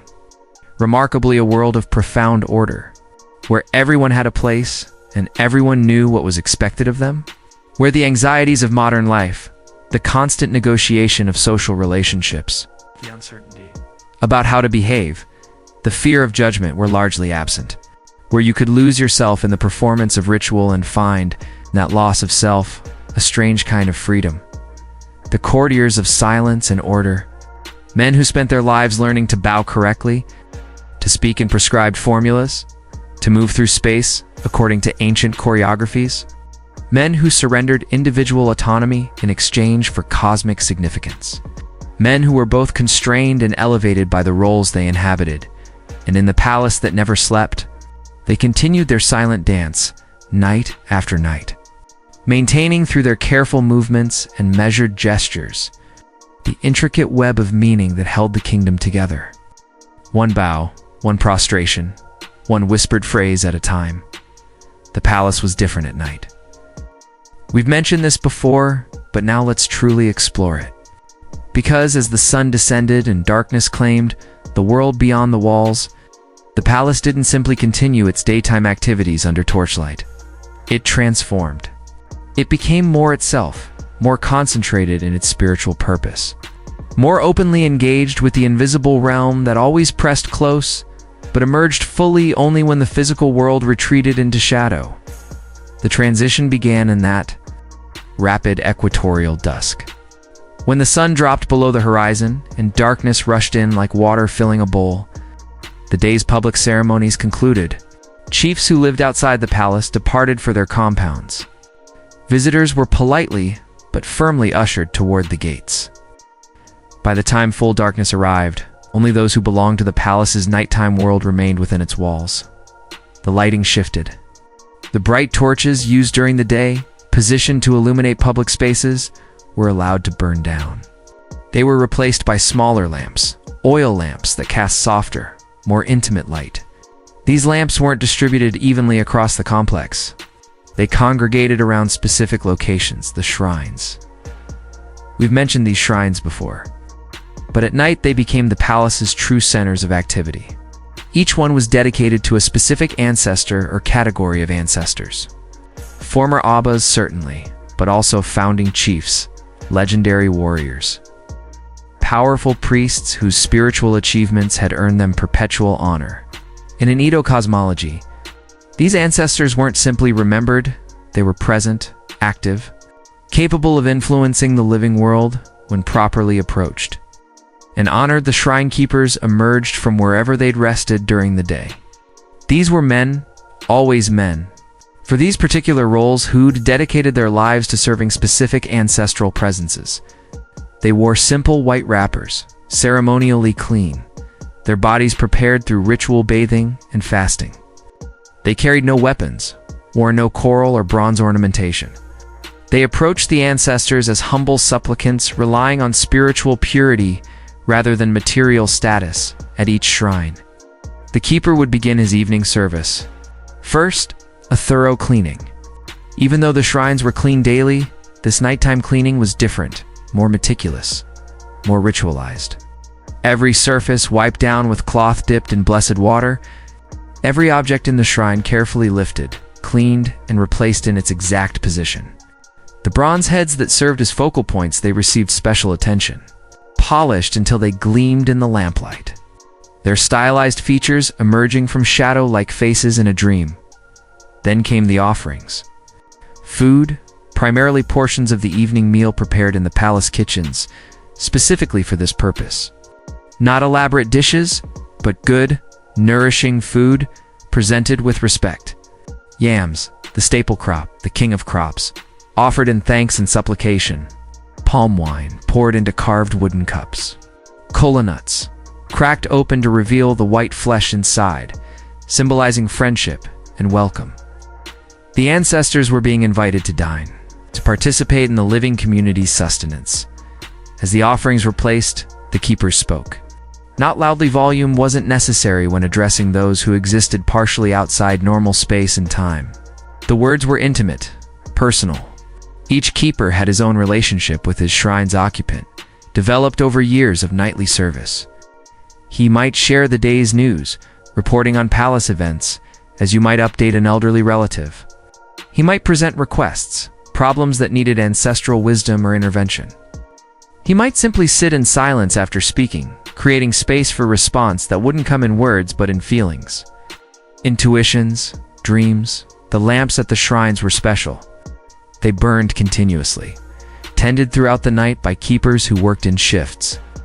Letting a shrine lamp go out was unthinkably, would sever the connection, would leave the ancestor in darkness, would suggest neglect that could have serious spiritual consequences. And so the keepers maintained constant vigilance, checking oil levels, adjusting wicks, ensuring the flames never faltered. From a distance, from a vantage point in one of the higher structures, you could see the effect.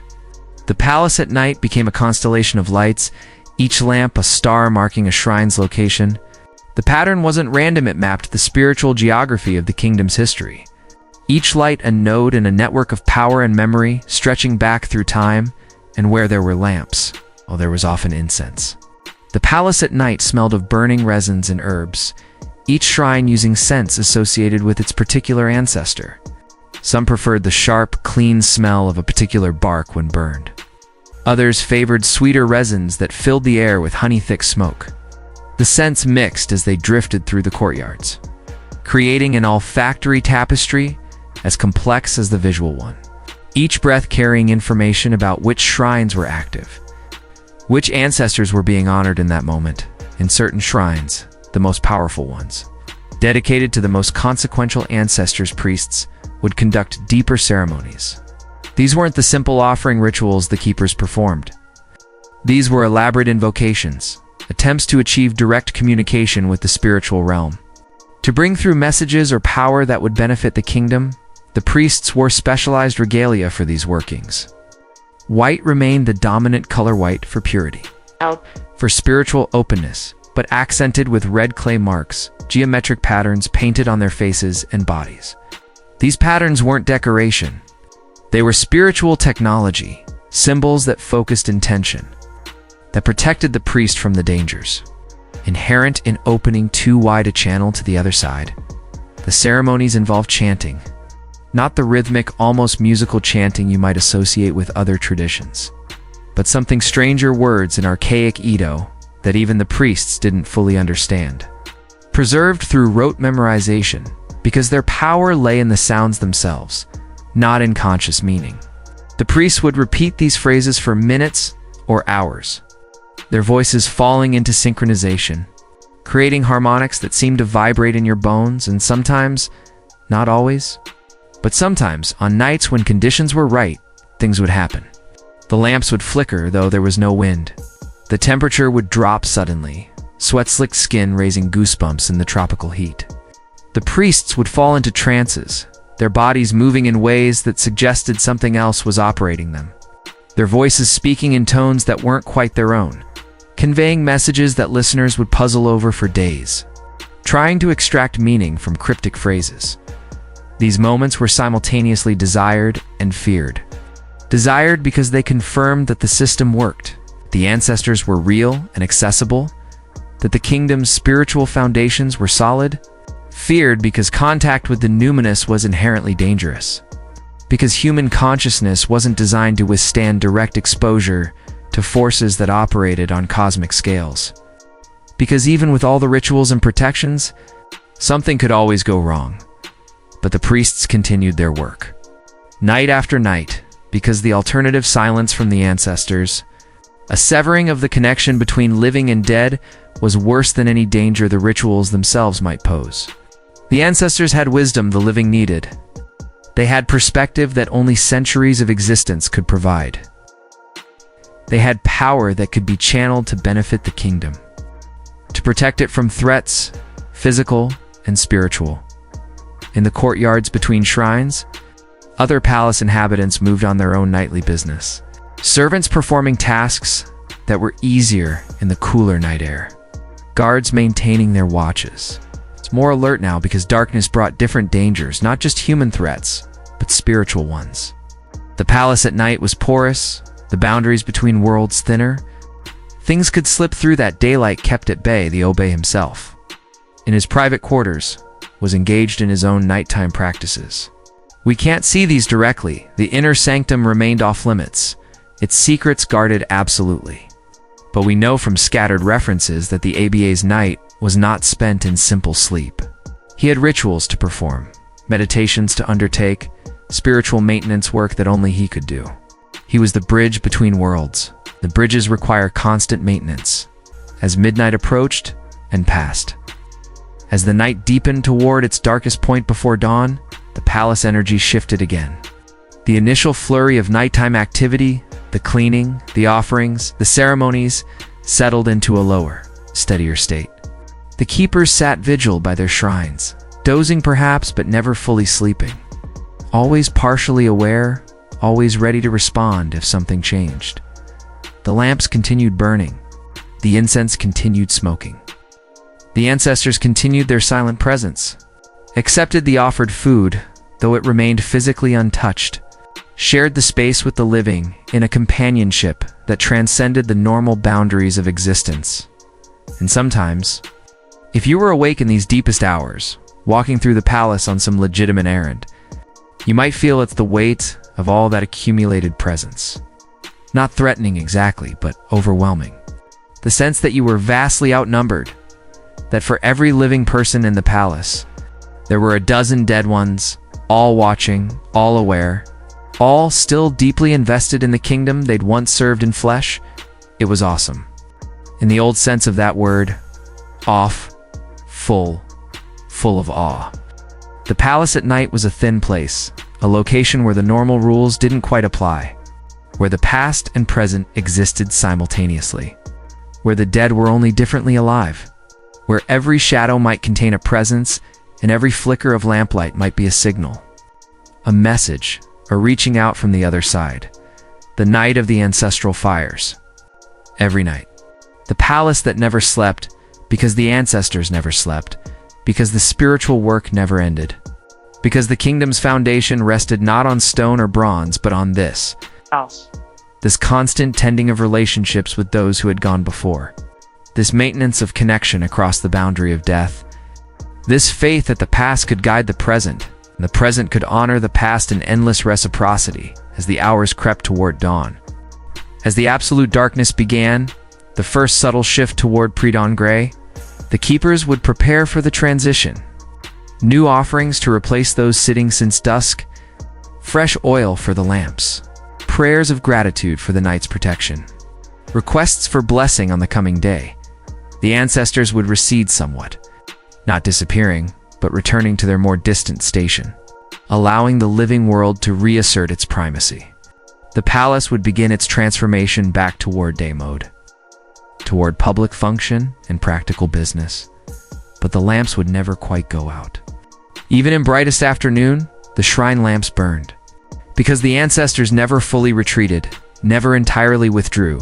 They remained constant as the drums, steady as the palace walls, eternal as the office of Oba itself, present, watchful, ready to offer wisdom or power or simple companionship to those who remembered to acknowledge them, to honor them, to keep the fires burning through every night in the palace that never, ever slept. The calendar in Benin was not a simple counting of days and months, not a mechanical progression of identical units. Time here was textured, layered, full of variations. Some days were ordinary if anything in the palace could be called ordinary. Other days were significant, marked for specific observances. And then there were the festivals. Days when the entire kingdom seemed to pause its normal rhythms and enter into something else entirely. Something more concentrated and purposeful. When the line between human and divine became so thin, it might as well not exist at all. The greatest of these festivals was the Igu. It occurred annually, though pinning it to a specific Western calendar date is difficult because the Edo calendar followed its own logic, based on lunar cycles and agricultural seasons and spiritual requirements that had nothing to do with January or March or September. But whenever it occurred, the Igu was the kingdom's pivot point.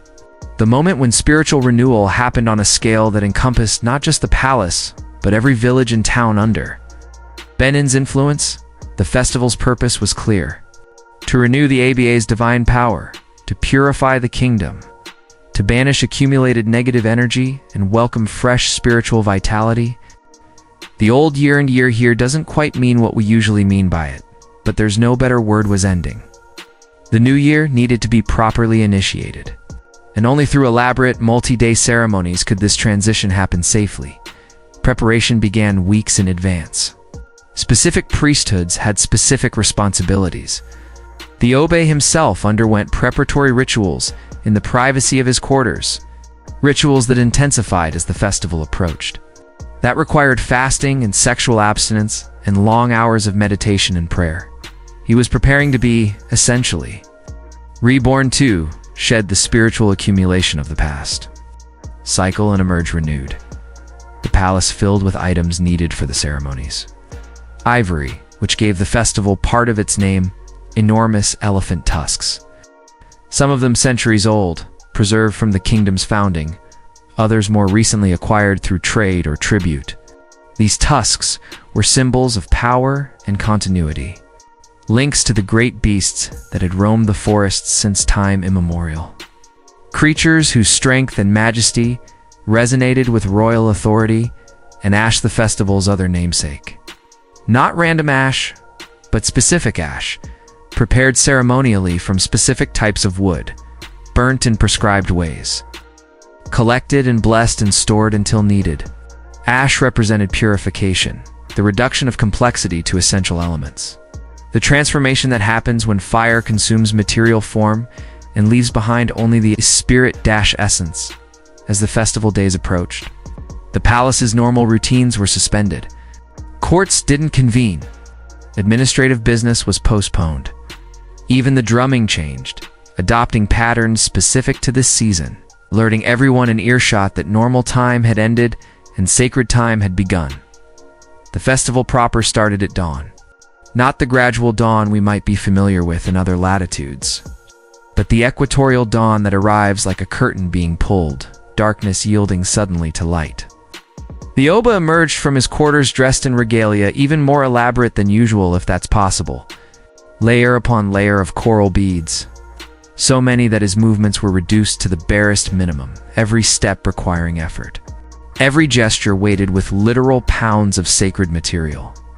He proceeded to a specific courtyard, the largest in the complex, capable of holding hundreds of people, and it was full chiefs and priests and palace officials, all dressed in their finest, all positioned according to strict hierarchy, the space itself becoming a three-dimensional representation of the kingdom's social and spiritual structure. The ceremonies that followed were complex beyond any simple description. They involved sacrifices animals primarily, goats and chickens, and in earlier times more significant beasts, their blood poured onto shrines, their bodies cooked and distributed according to ritual requirements. The scent of roasting meat filled the palace, mixing with incense and the ever-present palm oil smell and the sweat of hundreds of bodies. Packed into enclosed spaces, there was dancing. Elaborate masked dances where performers wore costumes that transformed them into spirits, into ancestral presences, into forces of nature given human form. The masks were artworks, carved wood, intricate patterns, crowned with feathers and horns and abstract shapes that suggested power beyond representation. The dancers who wore them ceased being individual people. They became vehicles, conduits for energies that flowed through them from elsewhere. The dances weren't random or freeform. They were choreographed in the most precise sense, every movement prescribed, every step mapped out, the whole performance a kind of physical prayer, a body language offering to the forces being honored. The dancers trained for years to perfect these movements, and even then they approached each performance with trepidation. Because mistakes weren't just embarrassing, they could anger the spirits the dances were meant to please. The Obe watched, presiding from his throne, his presence anchoring the entire event. Without him, the ceremonies would be meaningless gestures. With him, they became effective. His divine nature activated the rituals, made them work, ensured that the spiritual transformations being enacted symbolically came real transformations in the invisible dimensions of reality.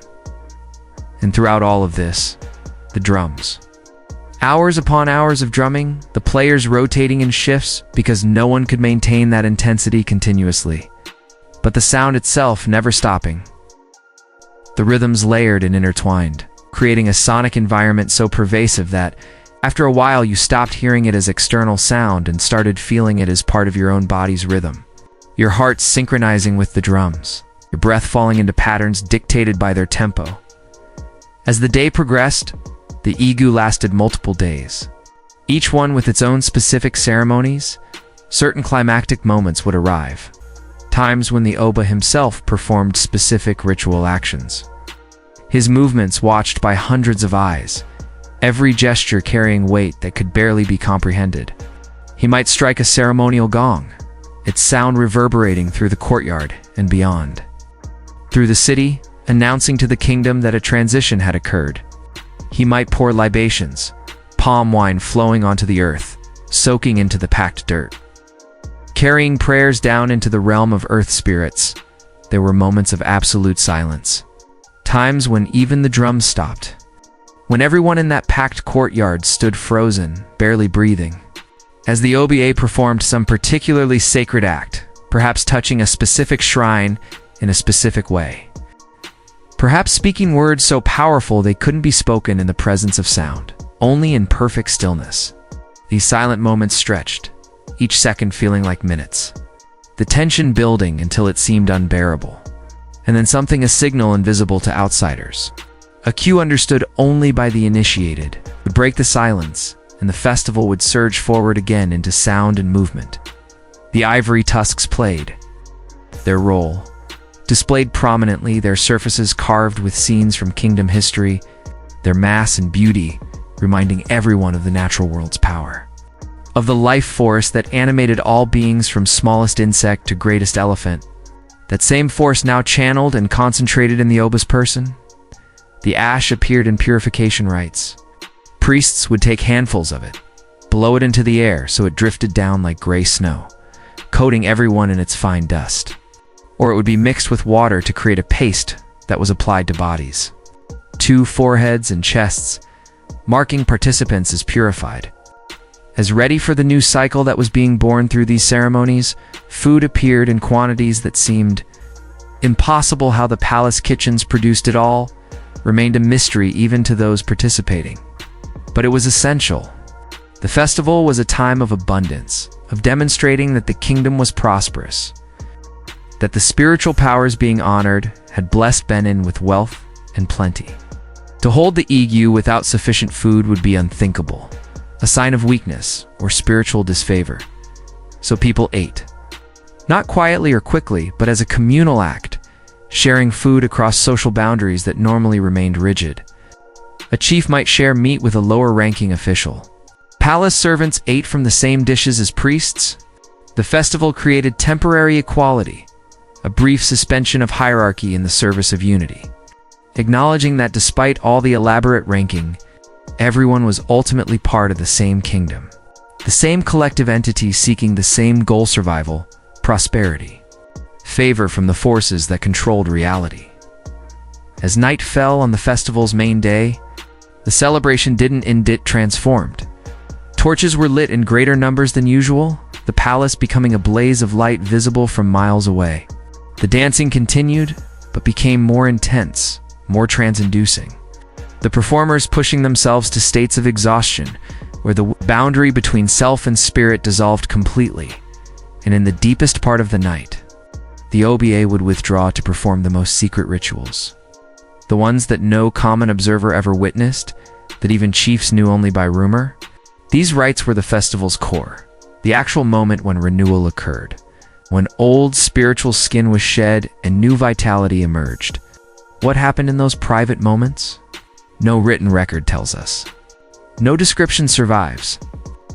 But whatever occurred, it worked. Horror was believed to work, which amounted to the same thing, because the Aba would emerge the next morning transformed, renewed, carrying enough spiritual power to sustain the kingdom for another cycle. The festival's conclusion was gradual. Days of intense ceremony gave way to less intense observation. The crowds thinned. The drumming slowed. The palace began its transition back toward normal rhythms. But the transformation had occurred. The renewal was complete. The kingdom had crossed the threshold safely. The dangerous transition from old to new managed successfully through the power of ritual, through the Aba's divine mediation, through the accumulated wisdom of ceremonies perfected over centuries. The Egu was exhausting, physically draining for everyone involved, emotionally overwhelming, spiritually intense beyond description. Participants would stumble away when it finally ended, retiring to their quarters to sleep for hours or days, their bodies and minds needing recovery from an experience that had pushed them to their absolute limits. But they would return next year. Of course they would, because this was life, not the ordinary days of quiet ritual, though those mattered too.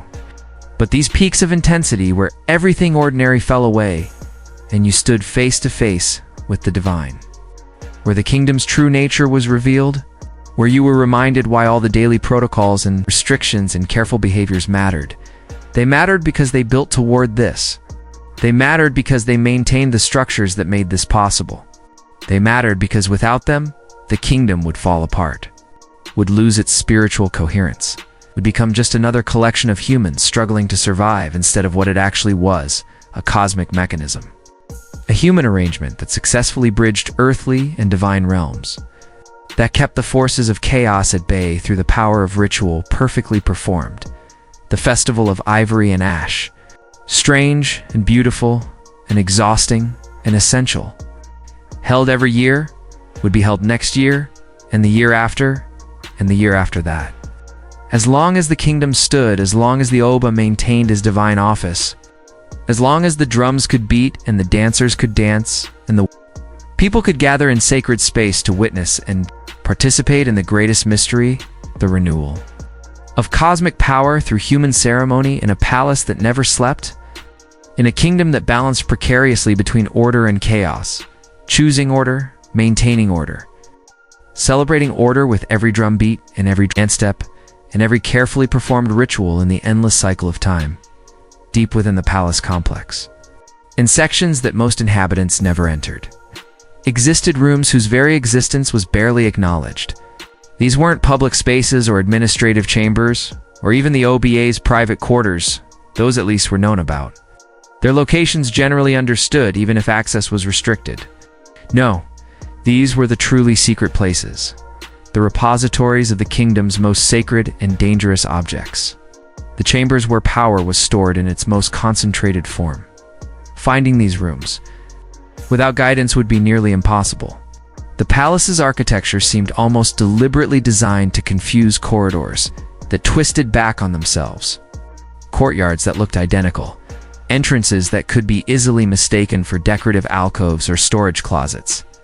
And the rooms we're discussing now were hidden further still, accessible only through doorways that appeared to be solid walls unless you knew exactly where to press, exactly how to shift the cunningly fitted panels. Why such secrecy? Because what these rooms contained was too powerful to leave accessible, too dangerous to risk falling into wrong hands or even wrong gazes. The objects stored here, masks used in ceremonies so sacred their details couldn't be spoken aloud. Scrolls recording spiritual knowledge that could drive an unprepared mind to madness. Relics from the kingdom's founding that still pulsed with the original founder's power. These weren't museum pieces. They were active. They were alive in their way. And they required specialized care from people who dedicated their entire existence to this service. The servants of the hidden door, that's what they called themselves. Though they rarely spoke of their role to outsiders, they were selected young, often from families who'd served in this capacity for generations. The selection process itself was mysterious, involving divination, ancestral guidance, signs and omens that indicated which children had the spiritual constitution to handle what they'd encounter. Once selected, child's training began immediately. Not harsh training. The servants of the hidden door weren't warriors or entertainers who needed to push their bodies to extremes, but intensive, all-consuming education in the palace's deepest secrets, the knowledge that couldn't be written down, that couldn't even be spoken except in whispers in consecrated spaces. They learned which objects could be touched, and which could only be approached with elaborate precautions. They learned the songs and prayers that kept certain items dormant, prevented them from releasing their power accidentally. They learned to read subtle signs, a particular quality of light around an object, a feeling in the air near a specific mask that indicated spiritual conditions, that told them when additional rituals of containment were needed. By the time a servant reached adulthood, they'd become something unusual, a human being who existed partially outside normal social structure, who moved through the palace like a ghost. Noticed by few, acknowledged by fewer, but essential to everything. Without them, the sacred objects would become unstable. Spiritual disasters would occur. The kingdom's foundations would crack. Let's follow one of these servants through a portion of his night. We'll call him Odagaina, his real name, because real names have power, and speaking them unnecessarily is dangerous. But a name that will serve for our purposes. Adagi Wakes. Wakes is the right word for someone will never fully sleeps in the small chamber that's been his home for 20 years. It's Spartan. A sleeping mat, a small altar with offerings to his personal spirits, a locked chest containing the few items he owned, ceremonial garments, protective amulets, tools of his trade. Nothing else. Servants of the hidden door don't accumulate possessions.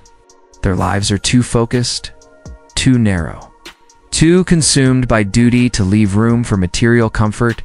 He performs his preparatory rituals, washing with specific water, anointing himself with specific oils, dressing in white cloth that's been blessed by priests and must be replaced weekly because it absorbs spiritual contamination that can't be cleansed.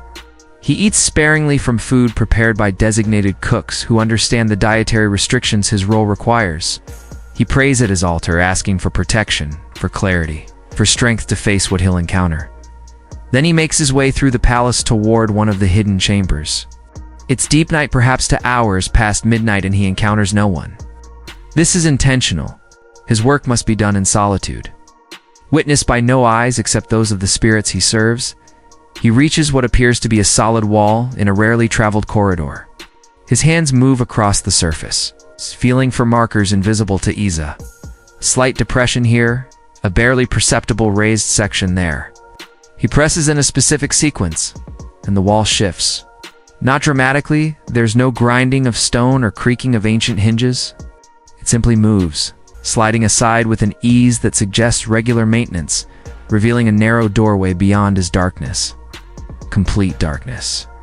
Odigi doesn't light a lamp in this space. Ordinary light is inappropriate. Instead, his eyes adjust, and he begins to perceive a different kind of illumination. The objects in this chamber generate their own light, or perhaps more accurately, they generate a visibility that has nothing to do with photons and rods and cones. They can be seen because they choose to be seen, by those qualified to see them. The chamber isn't large, perhaps 10 feet square, but it's crowded with objects arranged on shelves and hanging from walls. Masks primarily. Not the decorative masks you might find in a museum, pretty but inert. These are the real thing, the ritual implements worn by dancers during the most powerful ceremonies. Conduits for specific ancestral spirits or natural forces or abstract principles given face and form. Each mask looks back at Odigi as he enters. He feels their attention, their assessment. They know him, but they judge him fresh each time, making sure he's still qualified, still pure enough, still disciplined enough to be permitted in their presence.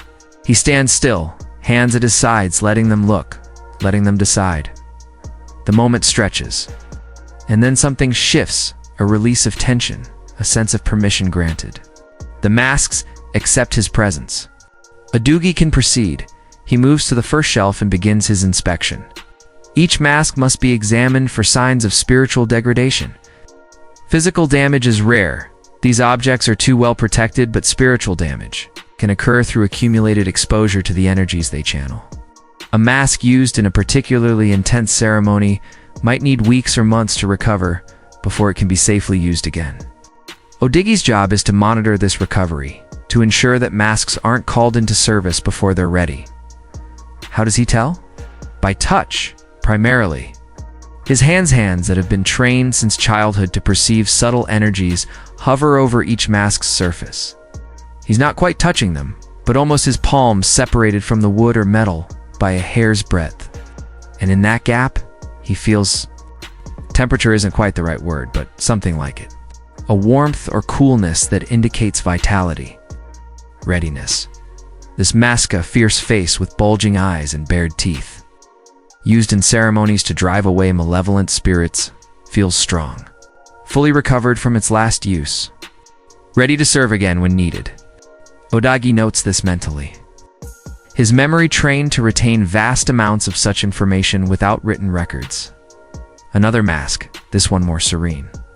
Smooth features suggesting tranquility, used in rituals that invite beneficial ancestors, feels diminished.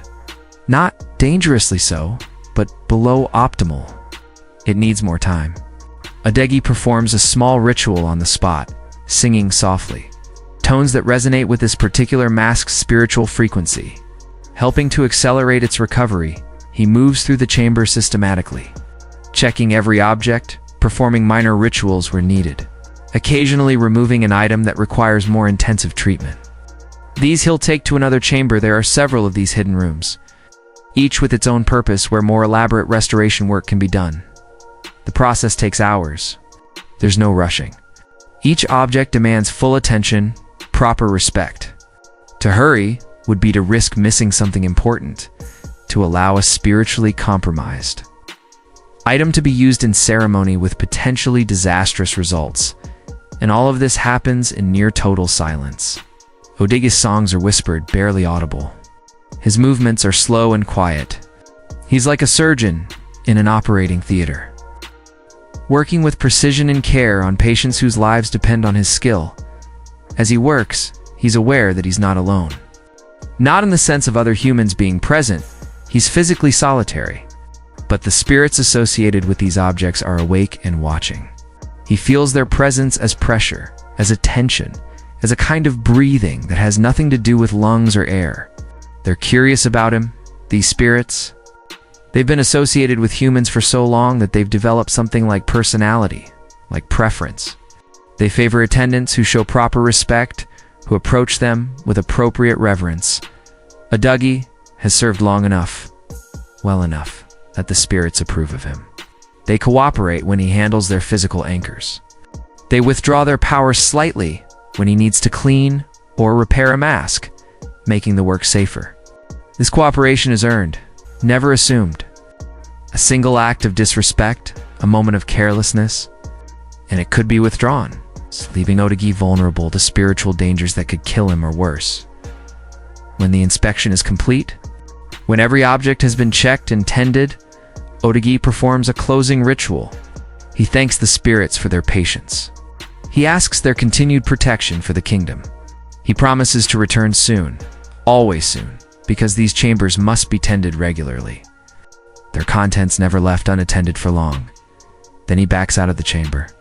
The wall sliding closed behind him, the secret doorway vanishing into seamless architecture. He'll visit other chambers tonight, performing similar inspections, similar rituals. By dawn, he'll have made his rounds through all the hidden rooms under his care, a circuit that takes most of the night to complete. Then he'll return to his small chamber, sleep for a few hours, and begin the cycle again. Day after day, night after night, year after year. His entire life spent in service to objects most people never knew existed. In maintenance of a spiritual infrastructure that remained invisible until it failed, which it must never be allowed to do, the servants of the hidden door. Secret keepers. Guardians of power too dangerous to leave unwatched. Men who lived lives of profound isolation in service of profound purpose. Who gave up normal human relationships and pleasures to ensure that the kingdom's most sacred resources remained stable. Contained, ready when needed, they were strange. These servants, their isolation and constant exposure to powerful spiritual forces changed them over time. They developed odd speech patterns, seemed to hear things others didn't. Sometimes appeared to be responding to presences that weren't visible to ordinary sight. The rest of the palace regarded them with a mixture of respect and unease. Grateful for their service, but reluctant to interact with them more than necessary. But without them, the whole elaborate structure would collapse. The ceremonies would fail because the necessary objects wouldn't be properly maintained. The spiritual architecture of the kingdom would develop cracks, then fissures, then catastrophic failures. The servants of the hidden door were load-bearing members in a cosmic structure, and they carried their burdens silently, invisibly, faithfully. Through every night in the palace that never slept, change came slowly to Benin. For centuries, the rhythms we've been describing continued largely unchanged. Abbas succeeded Abbas. Chiefs aged and died and were replaced by their heirs. The rituals persisted, adapted slightly to changing circumstances, but fundamentally unaltered. The kingdom seemed eternal, as if the elaborate spiritual architecture that sustained it had achieved a kind of permanence that would outlast any merely physical empire. But nothing mortal lasts forever.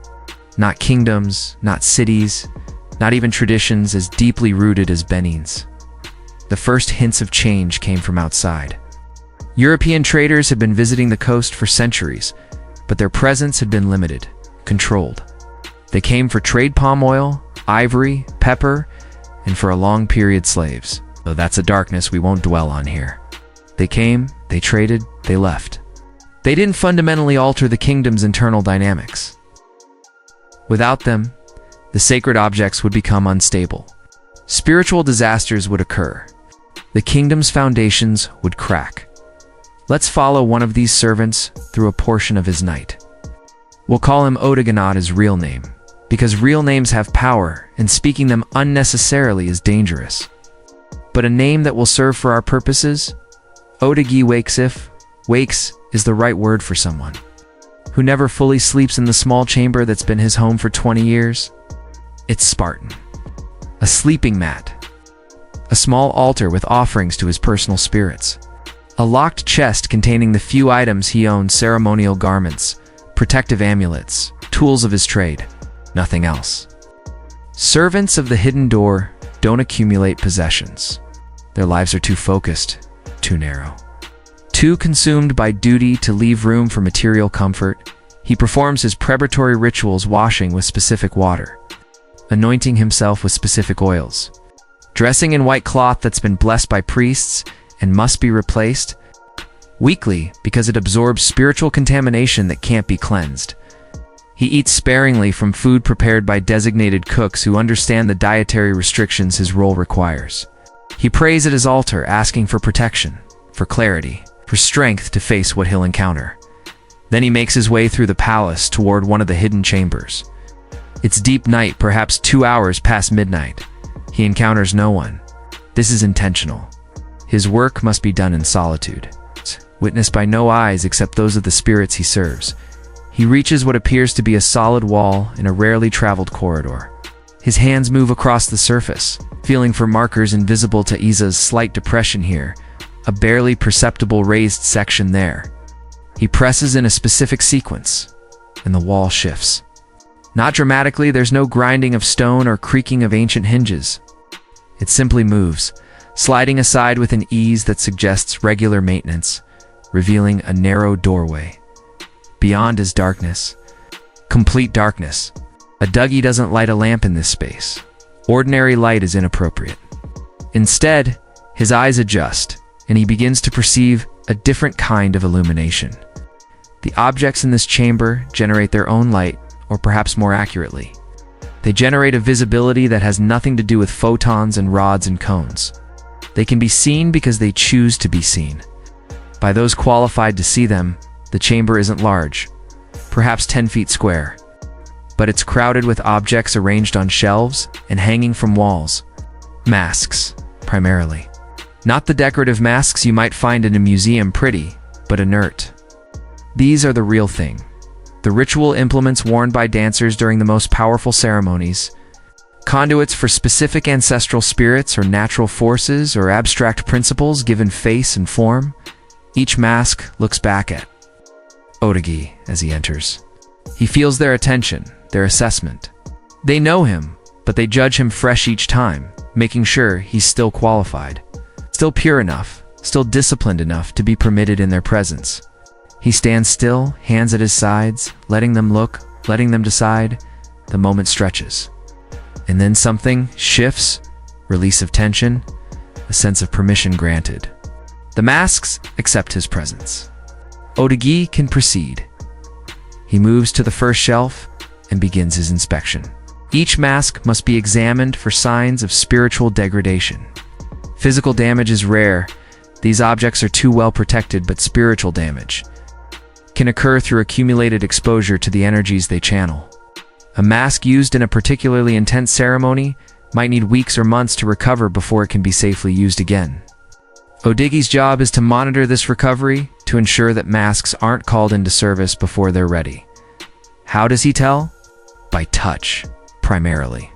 His hands that have been trained since childhood to perceive subtle energies hover over each mask's surface. He's not quite touching them, but almost, his palms separated from the wood or metal by a hair's breadth. And in that gap he feels, temperature isn't quite the right word, but something like it. A warmth or coolness that indicates vitality, readiness. This mask of fierce face with bulging eyes and bared teeth, used in ceremonies to drive away malevolent spirits, feels strong. Fully recovered from its last use, ready to serve again when needed. Odagi notes this mentally, its memory trained to retain vast amounts of such information without written records. Another mask, this one more serene. Smooth features, suggesting tranquility, used in rituals that invite beneficial ancestors, feels diminished. Not dangerously so, but below optimal. It needs more time. Odagi performs a small ritual on the spot, singing softly, tones that resonate with this particular mask's spiritual frequency, helping to accelerate its recovery. He moves through the chamber systematically, checking every object, performing minor rituals where needed, occasionally removing an item that requires more intensive treatment. These he'll take to another chamber. There are several of these hidden rooms, each with its own purpose, where more elaborate restoration work can be done. The process takes hours. There's no rushing. Each object demands full attention, proper respect. To hurry would be to risk missing something important, to allow a spiritually compromised item to be used in ceremony with potentially disastrous results, and all of this happens in near total silence. Odigi's songs are whispered, barely audible. His movements are slow and quiet. He's like a surgeon in an operating theater, working with precision and care on patients whose lives depend on his skill. As he works, he's aware that he's not alone. Not in the sense of other humans being present, he's physically solitary. But the spirits associated with these objects are awake and watching. He feels their presence as pressure, as a tension, as a kind of breathing that has nothing to do with lungs or air. They're curious about him, these spirits. They've been associated with humans for so long that they've developed something like personality, like preference. They favor attendants who show proper respect, who approach them with appropriate reverence. Odigi has served long enough, well enough, that the spirits approve of him. They cooperate when he handles their physical anchors. They withdraw their power slightly when he needs to clean or repair a mask, making the work safer. This cooperation is earned, never assumed.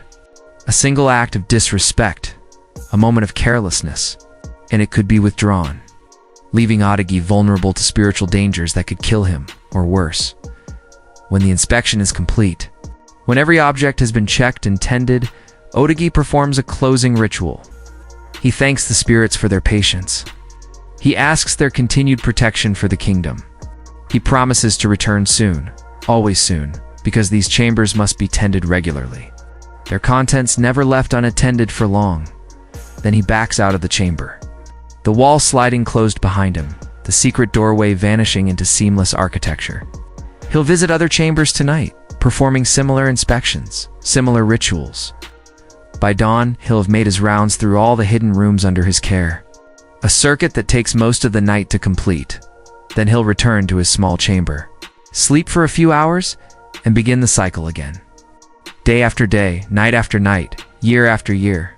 His entire life spent in service to objects most people never knew existed, in maintenance of a spiritual infrastructure that remained invisible until it failed, which it must never be allowed to do.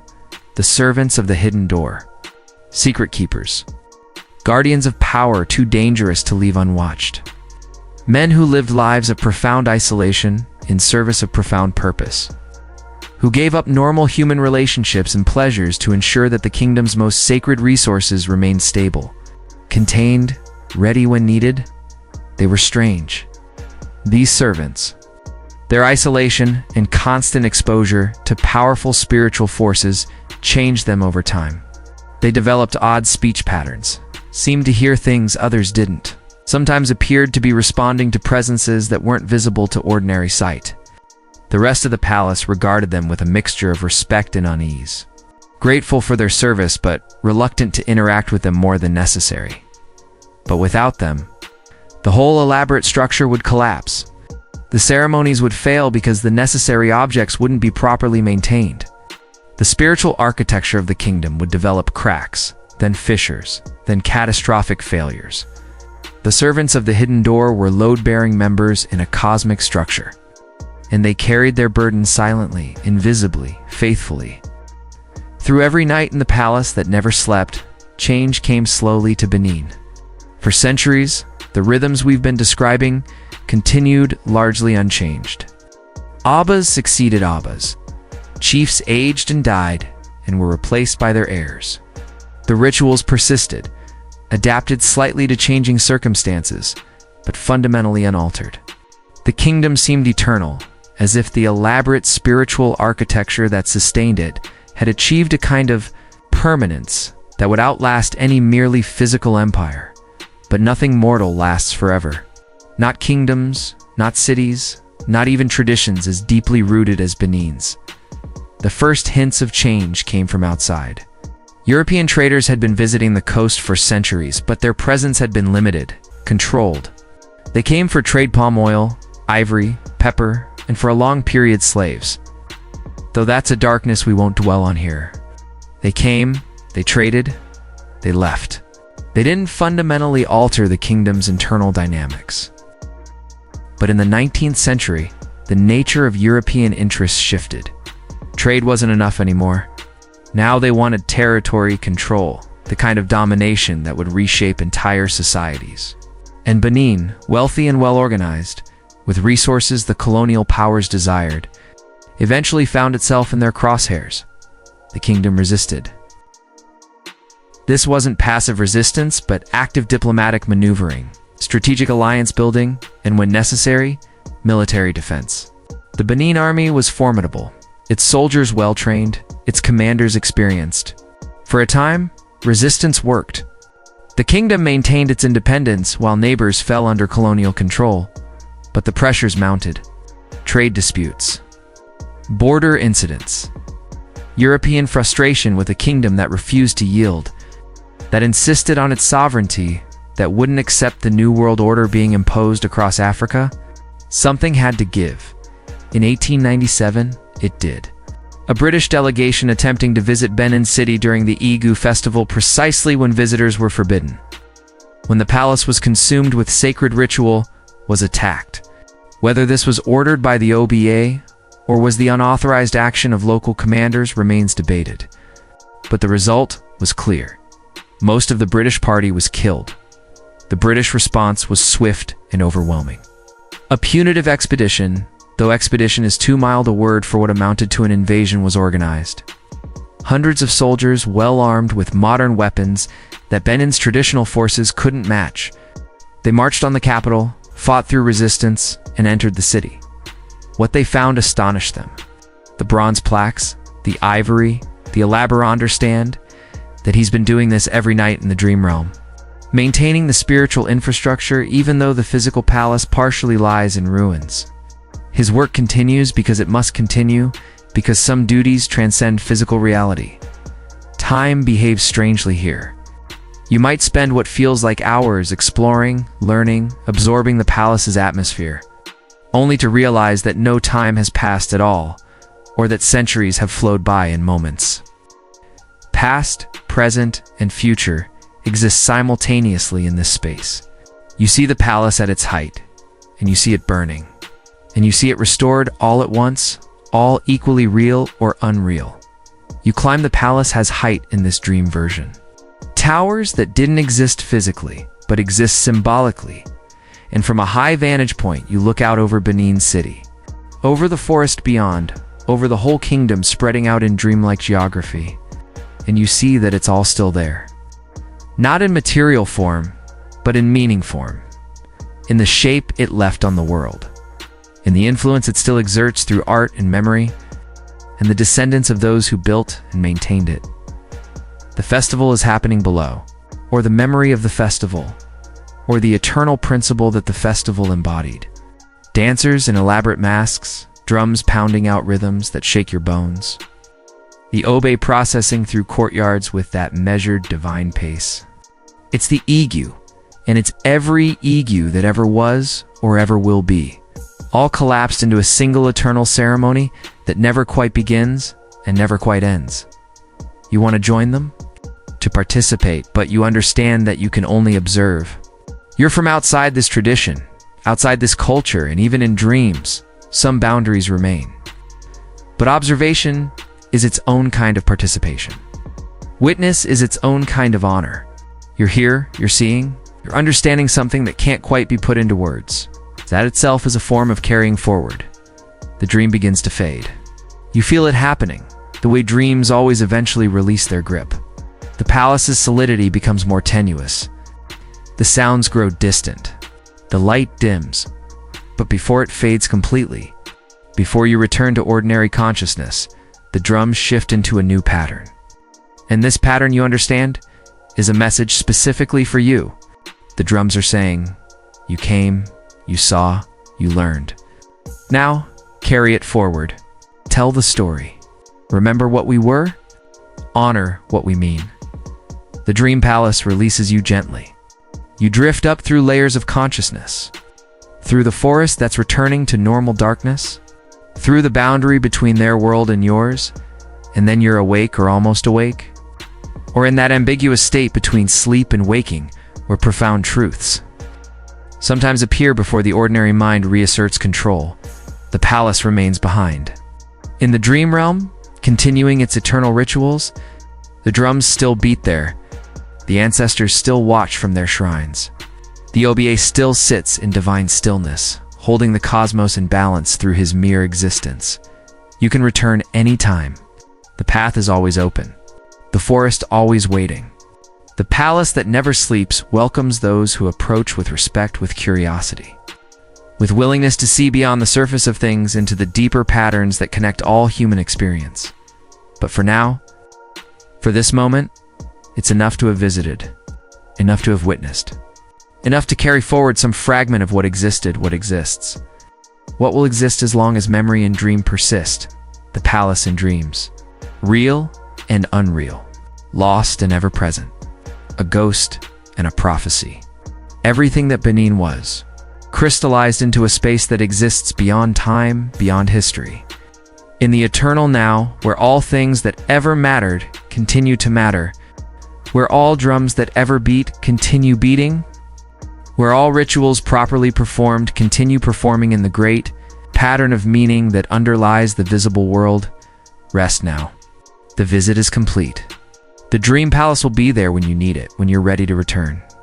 When you want to walk those courtyards again and hear those drums and stand in the presence of divine kingship and understand, just for a moment, what it meant to live in a world where every gesture carried cosmic significance, where beauty and power and mystery intertwined so completely they became indistinguishable. We're approaching the end of our journey. The night is deepest now, that hour before dawn, when the world seems most unreal, when the boundary between waking and sleeping grows thinnest, when profound truths sometimes whisper themselves into receptive minds. Let's return one final time to the figure at the center of everything, the Abba, the divine king, the eternal presence that animated the palace and the kingdom, that gave meaning to all the rituals we've explored, that justified the elaborate protocols and the careful maintenance and the endless ceremonies. But who was he really? Strip away the choral regalia, the ritual gestures, the divine attributions. What remains? This is a paradoxical question, because in Edo thought, you can't strip away those elements. They aren't additions to some underlying human identities. They are the identity. The Abba isn't a man playing a role. He is the role, and the role creates the man. Or perhaps more accurately, creates something that transcends simple humanity while still being rooted in human form. Think about what it meant to become Oba. You weren't born as king, you were born as a prince, candidate. Your childhood might have been relatively normal, or as normal as palace life permitted. You played, you learned, you developed a personality, preferences, quirks. You were a person. And then came the coronation. Days or weeks of ritual transformation. Ceremonies designed to strip away that ordinary personhood and replace it with something else. New names, new identities, new spiritual essences, installed in your body through elaborate rites.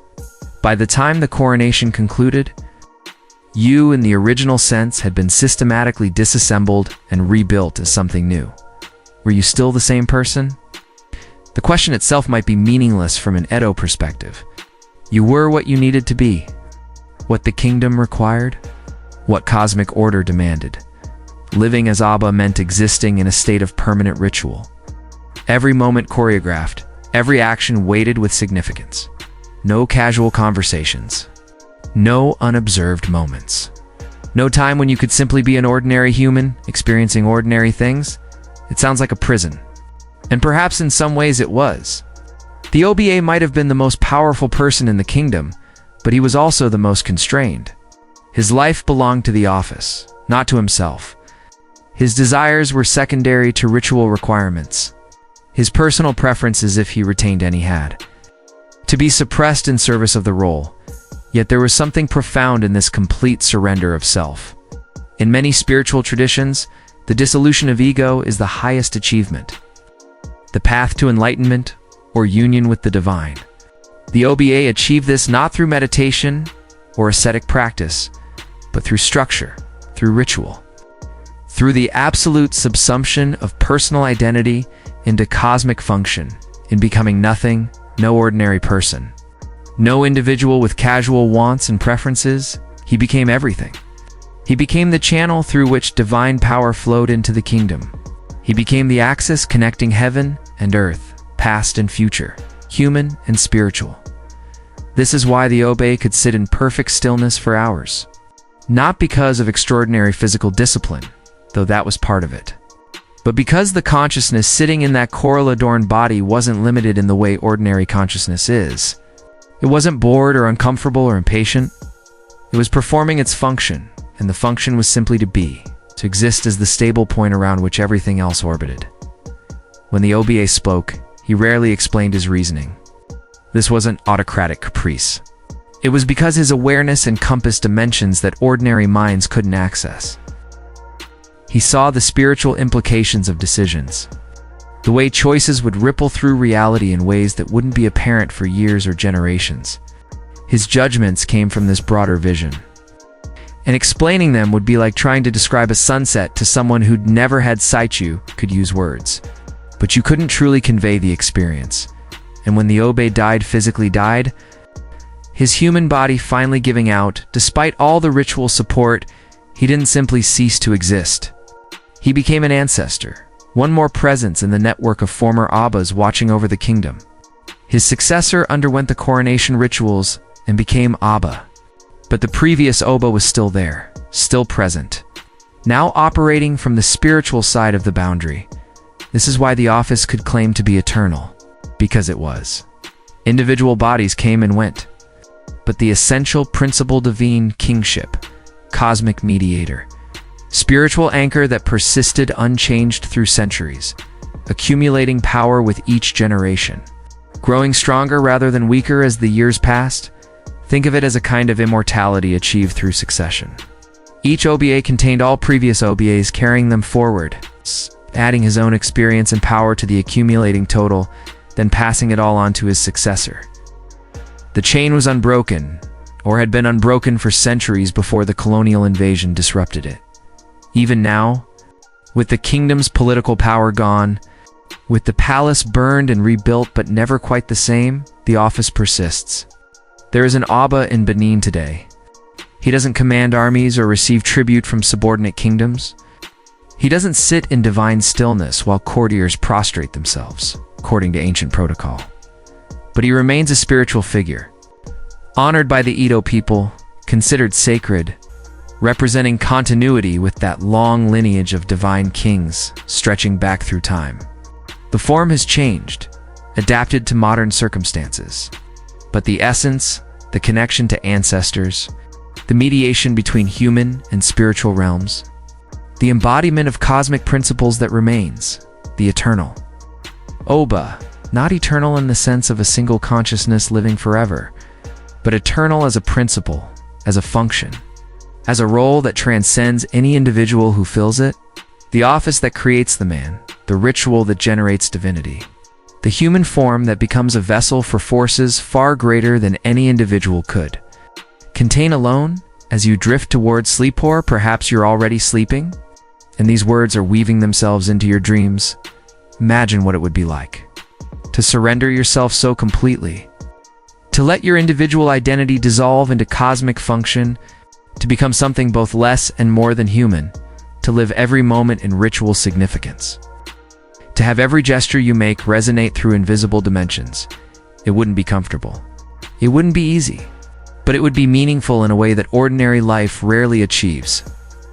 Your existence would matter not because of what you personally accomplished, but because of what you were, because of the role you filled, because of the channel you provided between realms that needed to remain connected. This is what the palace existed to support. This is what all the rituals served.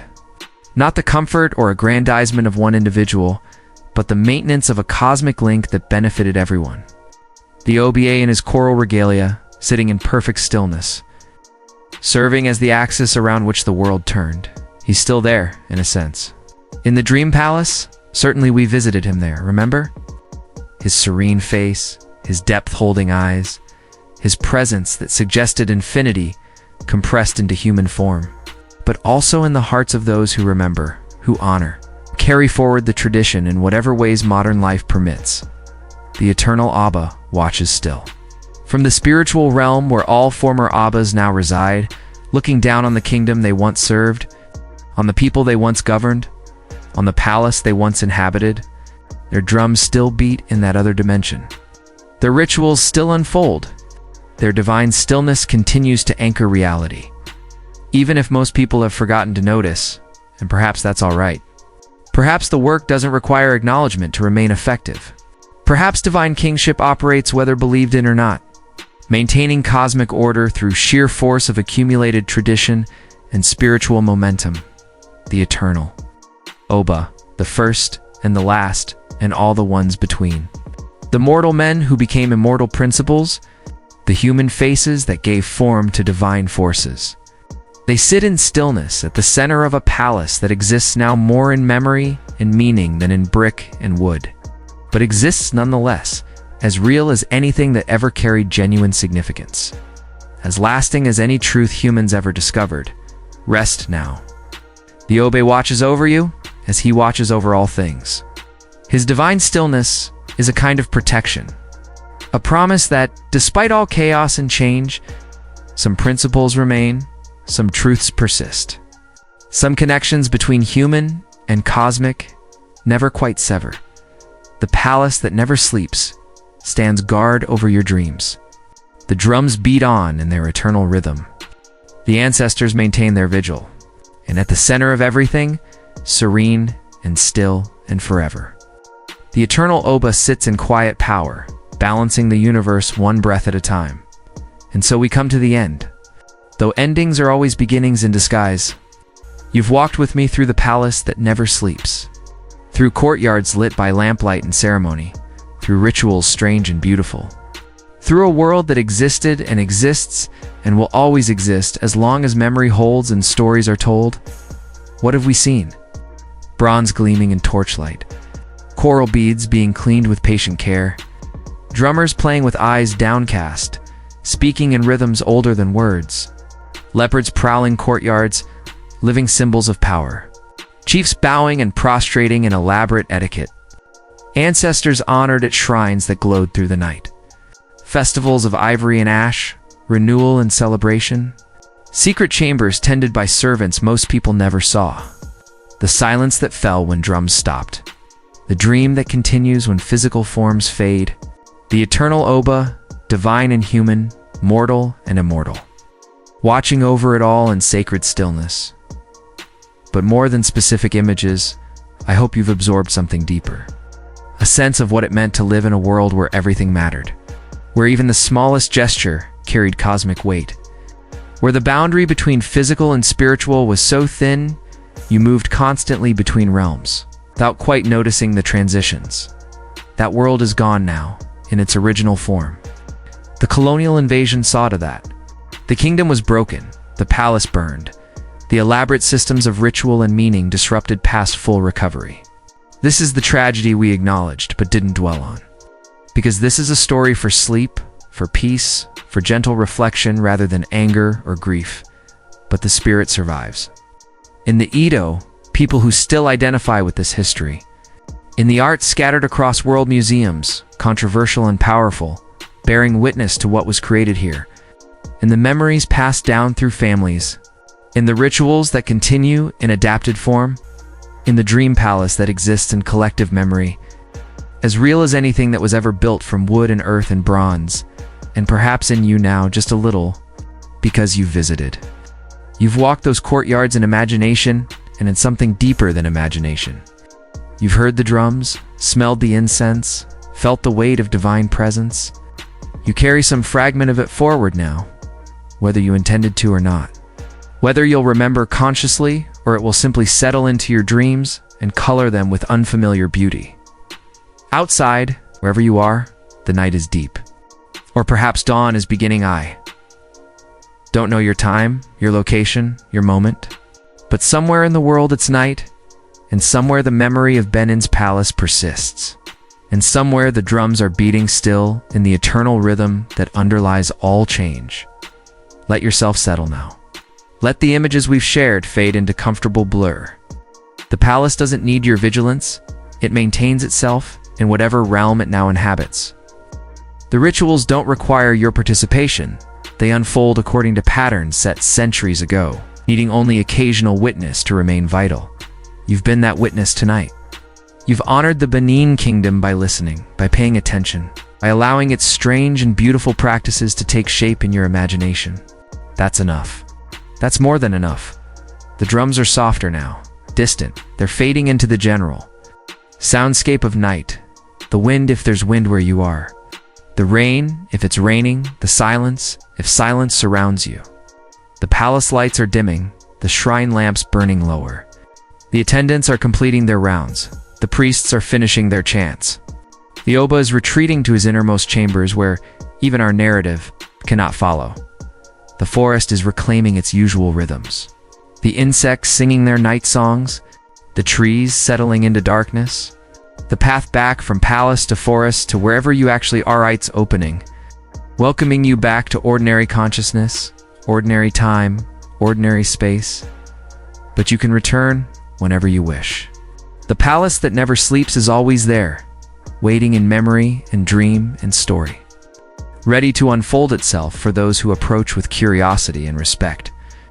The gates remain open in the realm where such things persist. The drums will sound again when you're ready to hear them. For now, though, rest. You've traveled far, witnessed much.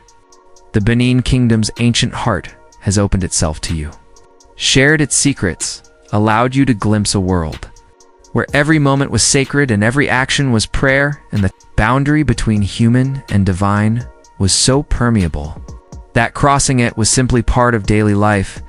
Carry that forward if you can. Not the specific practices, those belong to a particular people in a particular time, but the principle. The understanding that life can be lived with profound intentionality. That meaning can be found in even the smallest gestures. That connecting with something larger than yourself is possible. If you're willing to surrender enough of your individual ego to make room for the cosmic, the eternal, Oba watches over you as you drift into sleep. His coral-adorned presence is a blessing. His sacred stillness, a promise that despite all chaos, order persists. Despite all change, some truths remain. Despite all endings, new beginnings wait. The palace that never sleeps wishes you deep rest. Vivid dreams, gentle passage through the night into whatever morning awaits. The ancestors smile on you from their shrines. The leopard settles into satisfied slumber. The drums beat softer, softer, softest, until they're nothing but heartbeat. Nothing but breath. Nothing but the quiet pulse that underlies all existence. Thank you for visiting. Thank you for listening. Thank you for honoring this story with your attention. May your dreams be strange and beautiful. May your rest be deep and restorative. May you wake renewed, carrying some fragment of ancient wisdom into your modern world. The lamps burn low. The incense smoke thins to nothing. The courtyard falls silent. Sleep now. Sleep.